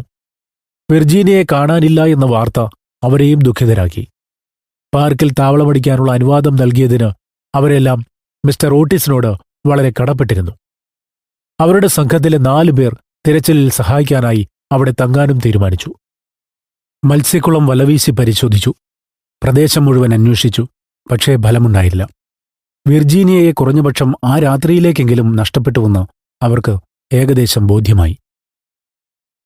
അങ്ങനെ ഏറ്റവും ദുഃഖത്തോടെയാണ് മിസ്റ്റർ ഓട്ടിസും ആൺകുട്ടികളും വീടിനു നേരെ നടന്നത്. കുതിരക്കാരൻ 2 കുതിരകളും ചെറുകുതിരയുമായി അവരുടെ പിറകെ നടന്നു. പേടിച്ചരണ്ട പരിചാരകരെയാണ് അവർ ഹാളിൽ കണ്ടത്. ഭയത്താലും ഉത്കണ്ഠയാലും തളർന്ന് പാവം മിസ്സിസ് ഓട്ടിസ് ലൈബ്രറിയിലെ സോഫയിൽ കിടന്നിരുന്നു. ഒരു ജീവനക്കാരി അവരുടെ നെറ്റിയിൽ UD കൊളോണിൽ നനച്ച തുണി തടവി. മിസ്റ്റർ ഓട്ടിസ് അവരോടെന്തെങ്കിലും കഴിക്കാൻ നിർബന്ധിച്ചു. എല്ലാവർക്കും അത്താഴം വിളമ്പാനും നിർദ്ദേശിച്ചു. ഭക്ഷണസമയം എല്ലാവരും ശോകമൂകരായിരുന്നു. ആരും സംസാരിച്ചില്ല. വിർജീനിയയുടെ ഓമനകളായിരുന്നതിനാൽ ഇരട്ടക്കുട്ടികൾ പോലും അങ്ങേയറ്റം ഭയന്നിരുന്നു. ആഹാരം കഴിച്ചു കഴിഞ്ഞപ്പോൾ മിസ്റ്റർ ഓട്ടിസ് എല്ലാവരോടും ഉറങ്ങാൻ കിടക്കാൻ ആവശ്യപ്പെട്ടു. നാടുവാഴിയുടെ അഭ്യർത്ഥനകളൊന്നും അദ്ദേഹം ചെവിക്കൊണ്ടില്ല. ആ രാത്രിയിൽ ഇനി ഇതിൽ കൂടുതലൊന്നും ചെയ്യാനില്ല. രാവിലെ സ്കോട്ട്ലൻഡ് യാർഡിലേക്ക് ടെലിഗ്രാം ചെയ്ത് കുറച്ച് കുറ്റാന്വേഷകരെ എത്രയും പെട്ടെന്ന് അയക്കാൻ ആവശ്യപ്പെടാം എന്നാണ് അദ്ദേഹം പറഞ്ഞത്. അവർ ഡൈനിങ് റൂമിൽ നിന്ന് പുറത്തേക്ക് കടന്നപ്പോഴാണ് ക്ലോക്ക് ടവറിൽ നിന്ന് 12 മണി അറിയിച്ചുകൊണ്ടുള്ള മണിമുഴക്കം കേട്ടു തുടങ്ങിയത്. 12ാമത്തെ മണി മുഴങ്ങിയതും ഒരു സ്ഫോടനവും തുടർന്ന് തുളച്ചുകയറുന്ന ഒരു കരച്ചിലും കേട്ടു. വീടിനെ പിടിച്ചുകുലുക്കുന്ന ഭയാനകമായ ഒരു ഗർജനവും തുടർന്ന് അഭൗമമായ സംഗീതത്തോടെ ഒരു ഗാനവും വായുവിലൂടെ ഒഴുകിവന്നു. ഗോവണിപ്പടിയുടെ മുകളിലെ പാളി വലിയ ശബ്ദത്തോടെ പുറകിലേക്ക് പറന്നകന്നു. ഗോവണിപ്പടിയിലൂടെ വിളറി വെളുത്ത മുഖത്തോടെ കയ്യിൽ ചെറിയൊരു പെട്ടിയുമായി വെർജീനിയ ഇറങ്ങിവന്നു. ഒരു നിമിഷത്തിനകം എല്ലാവരും അവളുടെ അരികിലേക്ക് ഓടിയെത്തി. മിസ്സസ് ഓട്ടിസ് അവളെ ആലിംഗനം ചെയ്തു. ഇരട്ടക്കുട്ടികളെല്ലാവരും ചുറ്റും നൃത്തം ചെയ്തു. ദൈവമേ, കുഞ്ഞെ, നീ എവിടെയായിരുന്നു? മിസ്റ്റർ ഓട്ടിസ് ഏറെക്കുറെ ദേഷ്യഭാവത്തിൽ ചോദിച്ചു. വെർജീനിയ അവരെയെല്ലാം കബളിപ്പിക്കാൻ എന്തോ വിഡ്ഢിത്തം ചെയ്തു എന്നാണ് അദ്ദേഹം കരുതിയത്. സെസിലും ഞാനും നിന്നെ തിരഞ്ഞ് രാജ്യം മുഴുവൻ കുതിരയോടിക്കുകയായിരുന്നു. നിന്റെ അമ്മ ഭയന്ന് മരിച്ച പോലെയായി. ഇനി ഒരിക്കലും ഇങ്ങനെയുള്ള തമാശകൾ കളിക്കരുത്. പ്രേതത്തിനോടൊഴികെ ഇരട്ടക്കുട്ടികൾ തുള്ളിച്ചാടിക്കൊണ്ട് പാടാൻ തുടങ്ങി. എന്റെ കുഞ്ഞെ, കണ്ടെത്തിയതിന് ദൈവത്തിന് നന്ദി. ഇനി എന്റെ അരികിൽ നിന്ന് മാറരുത്. വിറയ്ക്കുന്ന വെർജീനിയ ആശ്ലേഷിച്ച് അവളുടെ സ്വർണ്ണത്തലമുടിയിൽ തഴുകി മിസ്സസ് ഓട്ടിസ് മന്ത്രിച്ചു. പപ്പാ, വെർജീനിയ പതിയെ പറഞ്ഞു. ഞാൻ പ്രേതത്തിനൊപ്പമായിരുന്നു. അദ്ദേഹം മരിച്ചു. താങ്കൾ അദ്ദേഹത്തെ കാണണം. അദ്ദേഹം വളരെ ക്രൂരനായിരുന്നു. പക്ഷേ ചെയ്തതിനെല്ലാം വളരെ വിഷമിച്ചു. മരിക്കുന്നതിന് മുൻപായി ഈ ആഭരണപ്പെട്ടി അദ്ദേഹം എനിക്ക് സമ്മാനിച്ചതാണ്. എല്ലാവരും വിസ്മയത്തോടെ നിശബ്ദരായി അവളെ ഉറ്റുനോക്കി നിന്നു. പക്ഷേ അവൾ തീർത്തും ഗൗരവത്തിലായിരുന്നു. തിരിഞ്ഞു മരപ്പലകൾക്കിടയിലെ വാതിലിലൂടെ താഴെയുള്ള രഹസ്യ ഇടനാഴിയിലേക്ക് അവരെ നയിച്ചു. വാഷിംഗ്ടൺ മേശയിൽ നിന്നെടുത്ത ഒരു മെഴുകുതിരിയും കയ്യിൽ കരുതി. അവസാനം അവർ തുരുമ്പ് പിടിച്ച ആണികൾ പതിപ്പിച്ച ഒരു വലിയ വാതിലിനടുത്തെത്തി. വിർജീനിയ അതിൽ സ്പർശിച്ചപ്പോൾ അത് കനത്ത വിജാഗിരിയിൽ തൂങ്ങി പുറകിലേക്ക് തുറന്നു. ഇപ്പോൾ അവർ കമാനാകൃതിയിലുള്ള സീലിംഗിനും ഇരുമ്പഴിയോടുകൂടിയ ജനാലയുമുള്ള ചെറിയൊരു താഴ്ന്ന മുറിയിലായി. ചുവരിൽ വലിയൊരു ഇരുമ്പ് വളയം ഘടിപ്പിച്ചിരുന്നു. കല്ലുപാകിയ തറയിലേക്ക് വലിഞ്ഞുകിടക്കുന്ന നിലയിൽ അതിൽ ചങ്ങലക്കിട്ട ശോഷിച്ച ഒരു അസ്ഥികൂടം കാണപ്പെട്ടു. തന്റെ മാംസമില്ലാത്ത നീണ്ട വിരലുകളാൽ ഭക്ഷണപാത്രത്തിലും കൂജയിലും എത്തിപ്പിടിക്കാൻ പോകുന്ന സ്ഥിതിയിലാണ്. കൂജയിൽ ഒരിക്കൽ തീർച്ചയായും വെള്ളമുണ്ടായിരുന്നു. എന്തെന്നാൽ അതിനുള്ളിൽ മുഴുവൻ പായൽ പറ്റിപ്പിടിച്ചിട്ടുണ്ട്. ഭക്ഷണപാത്രത്തിൽ ഒരു കുന്നു പൊടിയല്ലാതെ മറ്റൊന്നുമില്ല. അസ്ഥികൂടത്തിനരികിലായി വിർജീനിയ മുട്ടുകുത്തി കൈകൾ കൂപ്പി നിശബ്ദയായി പ്രാർത്ഥിക്കാൻ തുടങ്ങി. ഇത്രയും കാലം രഹസ്യമായിരുന്ന പ്രേതത്തിന്റെ ദാരുണമായ ദുരന്തകഥയറിഞ്ഞ മറ്റുള്ളവർ അത്ഭുതത്തോടെ നോക്കി നിന്നു. നോക്കൂ, വീടിന്റെ ഏതു ഭാഗത്താണ് ഈ മുറി എന്നറിയാൻ പുറത്തേക്ക് നോക്കിയിരുന്ന ഇരട്ടകളിൽ ഒരാൾ പെട്ടെന്ന് അത്ഭുതത്തോടെ പറഞ്ഞു. നോക്കൂ, കരിഞ്ഞുപോയ പഴയ ബദാം മരം നിറയെ പൂത്തിരിക്കുന്നു. നിലാവിൽ എനിക്ക് പൂക്കൾ നന്നായി കാണാം. ദൈവം അദ്ദേഹത്തോട് ക്ഷമിച്ചിരിക്കുന്നു. എഴുന്നേറ്റ് നിന്നുകൊണ്ട് വിർജീനിയ പതിയെ പറഞ്ഞു. ഒരു സുന്ദരമായ വെളിച്ചം അവളുടെ മുഖത്തെ അലങ്കരിച്ചിരുന്നു. നീയൊരു മാലാഖയാണ്, സെസിൽ വിളിച്ചു പറഞ്ഞു. പ്രക്ഷുബ്ധമായി ഈ സംഭവങ്ങൾ നടന്നുകഴിഞ്ഞ് 4 ദിവസങ്ങൾക്ക് ശേഷം കാൻഡർവിൽ ബംഗ്ലാവിൽ നിന്ന് രാത്രി 11 മണിക്ക് ഒരു വിലാപയാത്ര ആരംഭിച്ചു. ശവമഞ്ചം വഹിച്ചിരുന്നത് 8 കറുത്ത കുതിരകളാണ്. അവ ഓരോന്നിന്റെയും തല ഒട്ടകപ്പക്ഷിയുടെ തൂവൽ തൊപ്പികളാൽ അലങ്കരിച്ചിരുന്നു. ശോഭയുള്ള പർപ്പിൾ നിറത്തിൽ സുവർണ നിറത്താൽ കാൻഡർവിൽ കുടുംബചിഹ്നം തുന്നിയിരുന്ന ശ്രേഷ്ഠമായ തുണിയിലാണ് ഈയത്തിൽ തീർത്ത ശവപേടകം പുതച്ചിരുന്നത്. കുതിരകൾക്കും കുതിരവണ്ടികൾക്കുമൊപ്പം ജ്വലിക്കുന്ന തീവെട്ടികളുമായി പരിചാരകർ അനുഗമിച്ചു. മൊത്തത്തിൽ വളരെ നന്നായാണ് എല്ലാം ക്രമീകരിച്ചത്. ശവസംസ്കാരത്തിൽ പങ്കെടുക്കാനായി വെയിൽസിൽ നിന്ന് പ്രത്യേകമായി എത്തിച്ചേർന്ന അടുത്ത ബന്ധു കാൻഡർവിൽ പ്രഭുവായിരുന്നു. അദ്ദേഹം വിർജീനിയയ്ക്കൊപ്പം ആദ്യത്തെ കുതിരവണ്ടിയിലാണ് ഇരുന്നത്. അതിനുശേഷം അമേരിക്കൻ സ്ഥാനപതിയും പത്നിയും വാഷിംഗ്ടണും ഇരട്ടക്കുട്ടികളും സെസിലും. അവസാന വണ്ടിയിൽ മിസ്സസ് ഉംനെ. 50 വർഷമായി പ്രേതത്തെ ഭയന്നു കഴിഞ്ഞിരുന്നവർക്ക് അദ്ദേഹത്തിന്റെ അവസാനം കാണാനുള്ള അവകാശമുള്ളതായി എല്ലാവർക്കും തോന്നി. പള്ളിയോടനുബന്ധിച്ചുള്ള ശ്മശാനത്തിൽ ഒരു പഴയ മരത്തിനടിയിലായി ആഴമുള്ള കല്ലറ ഒരുക്കിയിരുന്നു. ചടങ്ങുകൾ കഴിഞ്ഞപ്പോൾ കാൻഡർവിൽ കുടുംബത്തിൽ അനുഷ്ഠിച്ചിരുന്ന പഴയ ആചാരപ്രകാരം പരിചാരകർ തീവെട്ടുകൾ അണച്ചു. ശവപേടകം കല്ലറയിലേക്കിറക്കിയപ്പോൾ വിർജീനിയ മുന്നോട്ട് വന്ന് വെളുപ്പും പിങ്കും നിറമുള്ള ബദാം പൂക്കളാൽ നിർമ്മിച്ച വലിയ കുരിശ് അതിന് മുകളിൽ വെച്ചു. അവൾ അങ്ങനെ ചെയ്യുമ്പോൾ ചന്ദ്രബിംബം മേഘങ്ങളുടെ മറവിൽ നിന്ന് വന്ന് വെള്ളി വെളിച്ചം പരത്തി. ദൂരെ നിന്നൊരു രാപ്പാടി പാടാനും തുടങ്ങി. മരണത്തിന്റെ പൂന്തോട്ടത്തെക്കുറിച്ച് പ്രേതം പറഞ്ഞതെല്ലാം വിർജീനിയയ്ക്ക് ഓർമ്മ വന്നു. തിരികെയുള്ള യാത്രയിൽ അവരുടെ കണ്ണുകൾ കണ്ണീരിനാൽ നനഞ്ഞ് ഒന്നും മിണ്ടാൻ കഴിയാതെയായി. പിറ്റേന്ന് രാവിലെ കാൻഡർവിൽ പ്രഭു തിരികെ പോകുന്നതിന് മുൻപായി മിസ്റ്റർ ഓട്ടിസ് അദ്ദേഹത്തോട് വിർജീനിയയ്ക്ക് ലഭിച്ച ആഭരണങ്ങളെക്കുറിച്ച് സംസാരിക്കുകയുണ്ടായി. അവ വളരെ പ്രൗഢിയുള്ളവയായിരുന്നു. പ്രത്യേകിച്ചും പുരാതന വെനീഷ്യൻ മാതൃകയിലുള്ള മാണിക്യക്കല്ല് പതിച്ച നെക്ലസ്. അവ അമൂല്യമായി തോന്നിയതിനാൽ വിർജീനിയ അത് സ്വീകരിക്കുന്നതിന് അദ്ദേഹത്തിന്റെ മനസാക്ഷി അനുവദിച്ചില്ല. മൈ ലോർഡ്, അദ്ദേഹം പറഞ്ഞു തുടങ്ങി, ഈ രാജ്യത്തെ നിയമം ഭൂമിക്കെന്ന പോലെ ആഭരണങ്ങൾക്കും ബാധകമാണെന്ന് എനിക്കറിയാം. ഈ ആഭരണങ്ങൾ താങ്കളുടെ കുടുംബസ്വത്താണ് എന്നത് വ്യക്തമാണ്. ഞാൻ താങ്കളോട് യാചിക്കുകയാണ്, ഇവ ലണ്ടനിലേക്ക് താങ്കൾക്കൊപ്പം കൊണ്ടുപോകണം. ചില പ്രത്യേക സാഹചര്യങ്ങളിൽ താങ്കൾക്ക് തിരികെ ലഭിച്ചതായി പരിഗണിക്കണം. എന്റെ മകൾ ചെറിയ കുട്ടിയാണ്. ഇതുവരെയും അവൾക്ക് ഇങ്ങനെയുള്ള ആഡംബരങ്ങളോടൊന്നും ഭ്രമമില്ല എന്ന് പറയുന്നതിൽ എനിക്ക് സന്തോഷമുണ്ട്. ബോസ്റ്റണിലായിരുന്നപ്പോൾ ഉള്ള പരിചയം വെച്ച് എന്റെ പത്നി പറയുന്നത് ഈ രത്നങ്ങൾ വളരെ മൂല്യമുള്ളവയാണെന്നാണ്. വിൽപ്പനയ്ക്ക് വെച്ചാൽ വളരെ വില കിട്ടും. ഈ സാഹചര്യത്തിൽ ലോർഡ് കാൻഡർവിൽ, ഇവ എന്റെ കുടുംബാംഗത്തിന്റെ കൈവശമിരിക്കുന്നത് എനിക്ക് അനുവദിക്കാൻ സാധ്യമല്ല എന്നത് താങ്കൾ മനസ്സിലാക്കുമല്ലോ. ബ്രിട്ടീഷ് പ്രഭുത്വത്തിന്റെ അന്തസ്സിന് ആഡംബര വസ്തുക്കൾ അത്യാവശ്യമെങ്കിലും റിപ്പബ്ലിക്കൻ ലാളിത്യത്തിൽ വളർന്നവർക്കിടയിൽ അവയ്ക്ക് സ്ഥാനമില്ല. താങ്കളുടെ നിർഭാഗ്യവാനും എന്നാൽ വഴിതെറ്റിയതുമായ പൂർവികന്റെ ഓർമ്മയ്ക്കായി വിർജീനിയ ഒരുപക്ഷെ ആ പെട്ടി കൈവശം വെച്ചേക്കാം. എന്റെ കുട്ടികളിൽ ഒരാൾ മധ്യകാലഘട്ടത്തോട് സഹാനുഭൂതി പ്രകടിപ്പിക്കുന്നതിൽ എനിക്ക് അത്ഭുതം തോന്നിയിട്ടുണ്ട്. മിസ്സസ് ഓട്ടിസ് ഏതൻസിൽ പോയി മടങ്ങി വന്നതിനു ശേഷം നിങ്ങളുടെ ലണ്ടനിലെ ഒരു പ്രാന്തപ്രദേശത്താണ് വിർജീനിയ ജനിച്ചത്. അതായിരിക്കാം ഒരുപക്ഷെ അതിനു കാരണം. കാൻഡർവിൽ പ്രഭു മിസ്റ്റർ ഓട്ടിസിന്റെ സംഭാഷണം വളരെ ഗൗരവത്തോടെയാണ് ശ്രദ്ധിച്ചത്. ഇടയ്ക്കുയർന്ന മനഃപൂർവ്വമല്ലാത്ത ചിരി മറയ്ക്കാനായി അദ്ദേഹം ഇടയ്ക്ക് തന്റെ നരച്ച മീശ പിടിച്ചു വലിച്ചു. മിസ്റ്റർ ഓട്ടിസ് പറഞ്ഞു നിർത്തിയപ്പോൾ പ്രഭു ഹൃദ്യമായി ചിരിച്ച് കൈപിടിച്ചു കുലുക്കി പറഞ്ഞു തുടങ്ങി, പ്രിയപ്പെട്ട സാർ, താങ്കളുടെ മകൾ നിർഭാഗ്യവാനായ എന്റെ പൂർവികൻ സർ സൈമനെ തിരിച്ചേൽപ്പിക്കുക വഴി വളരെ വലിയ ഒരു സേവനമാണ് ചെയ്തത്. ഞാനും എന്റെ കുടുംബവും വിർജീനിയയുടെ വിസ്മയാവഹമായ മനഃശക്തിക്കും ധൈര്യത്തിനും കടപ്പെട്ടിരിക്കുന്നു. ആഭരണങ്ങൾ തീർച്ചയായും വിർജീനിയയ്ക്കുള്ളതാണ്. ഞാനത് ഹൃദ്യശൂന്യനായി തിരികെ വാങ്ങിയാൽ ആ വൃദ്ധനായ പ്രേതം വീണ്ടും കല്ലറയിൽ നിന്നും 2 ആഴ്ചയ്ക്കകം തിരികെ വന്ന് എന്നെ ചെകുത്താനാക്കി മാറ്റും. ഒരു വിൽപത്രത്തിലോ നിയമാനുസൃത രേഖയിലോ പേരെടുത്ത് സൂചിപ്പിക്കാത്തതിനാൽ പിന്തുടർച്ചക്കാരൻ എന്ന നിലയിൽ എനിക്കതിൽ ഒരവകാശവുമില്ല. തന്നെയുമല്ല, ഈ ആഭരണങ്ങളുടെ നിലനിൽപ്പ് അജ്ഞാതവുമായിരുന്നു. എനിക്ക് താങ്കളുടെ കലവറക്കാരനുള്ളതിൽ കൂടുതൽ അവകാശം അതിന്മേലില്ല.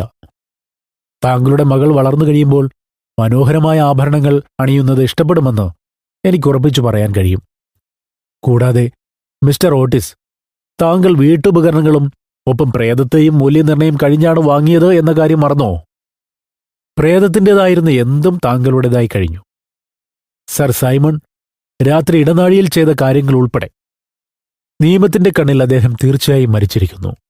വസ്തുവകകളെല്ലാം താങ്കൾ വിലയ്ക്ക് വാങ്ങിയതാണ്. കാൻഡർവിൽ പ്രഭുവിന്റെ നിരാകരണം മിസ്റ്റർ ഓട്ടിസിനെ വൈഷമ്യത്തിലാക്കി. തീരുമാനം വീണ്ടും പരിഗണിക്കണമെന്ന് അദ്ദേഹത്തോട് അഭ്യർത്ഥിച്ചു. പക്ഷേ പ്രഭുവിന്റെ തീരുമാനം ഉറച്ചതായിരുന്നു. അവസാനം തന്റെ മകൾക്ക് പ്രേതം നൽകിയ പാരിതോഷികം കൈവശം വയ്ക്കാൻ മിസ്റ്റർ ഓട്ടിസ് സമ്മതിക്കേണ്ടതായി വന്നു. 1890 ശിശിരകാലത്ത് നടന്ന രാജ്ഞിയുടെ വിവാഹ സമയത്ത് അവിടെ സന്നിഹിതരായിരുന്ന ചെഷയറിലെ ഡ്യൂക്കിന്റെ പത്നിയുടെ ആഭരണങ്ങൾ ലോകശ്രദ്ധ പിടിച്ചുപറ്റി. ഡ്യൂക്കിന്റെ പത്നി മറ്റാരുമല്ല, വിർജീനിയായിരുന്നു. വിർജീനിയയും സെസിലും പരസ്പരം ഏറ്റവും സ്നേഹിച്ചു. ഏവരുടെയും മനം കവർന്നു. പക്ഷേ ഡംബിൾട്ടൺ പ്രഭുവിന്റെ വിധവ വിഷാദത്തിലായി.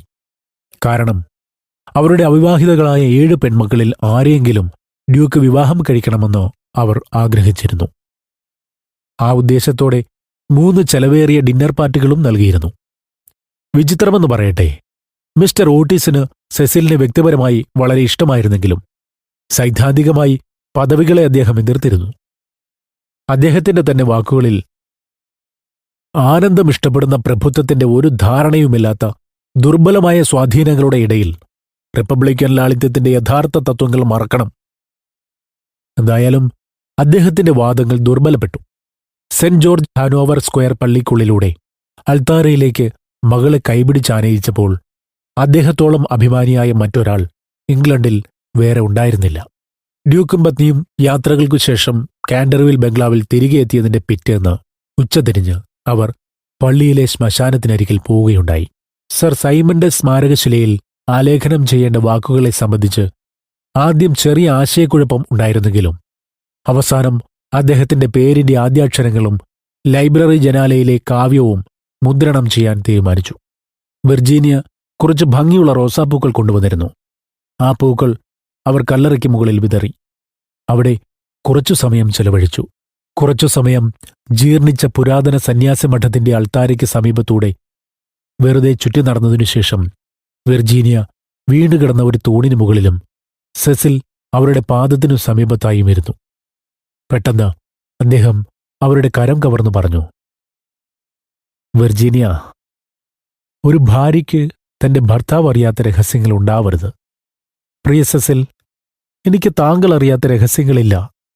ഉണ്ട്, രഹസ്യമുണ്ട്, അദ്ദേഹം പുഞ്ചിരിയോടെ പറഞ്ഞു. പ്രേതവുമായൊത്തുള്ള ആ രാത്രിയിൽ എന്താണ് സംഭവിച്ചതെന്ന് എന്നോടിതുവരെ പറഞ്ഞില്ല. ഞാൻ ഇതുവരെ ആരോടും പറഞ്ഞിട്ടില്ല സെസിൽ, വിർജീനിയ ഗൗരവപൂർവ്വം പതിയെ പറഞ്ഞു. എനിക്കറിയാം, പക്ഷേ എന്നോട് പറയണം. ദയവായി എന്നോട് ചോദിക്കരുത് സെസിൽ, എനിക്കത് പറയാൻ കഴിയില്ല. സർ സൈമൺ പാവം, ഞാൻ അദ്ദേഹത്തോട് കടപ്പെട്ടിരിക്കുന്നു. അതെ, ചിരിക്കരുത് സെസിൽ, തീർച്ചയായും ഞാൻ കടപ്പെട്ടിരിക്കുന്നു. ജീവൻ എന്താണെന്ന്, മരണം എന്താണ് അർത്ഥമാക്കുന്നതെന്ന്, സ്നേഹം ഇതിനേക്കാളൊക്കെ ശക്തിയുള്ളതാകുന്നത് എന്തുകൊണ്ടെന്ന് എല്ലാം അദ്ദേഹത്തിലൂടെയാണ് ഞാൻ അറിഞ്ഞത്. സെസിൽ എഴുന്നേറ്റ് തന്റെ പത്നിയെ സ്നേഹാർദ്രമായി ഉമ്മവെച്ചു.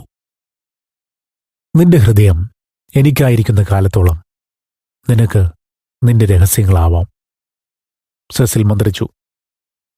അത് താങ്കൾക്ക് എപ്പോഴുമുണ്ട് സെസിൽ. ആ രഹസ്യം നമ്മുടെ കുഞ്ഞുങ്ങളോട് ഒരിക്കൽ പറയും, പറയില്ലേ? വിർജീനിയ പുഞ്ചിരിച്ചു.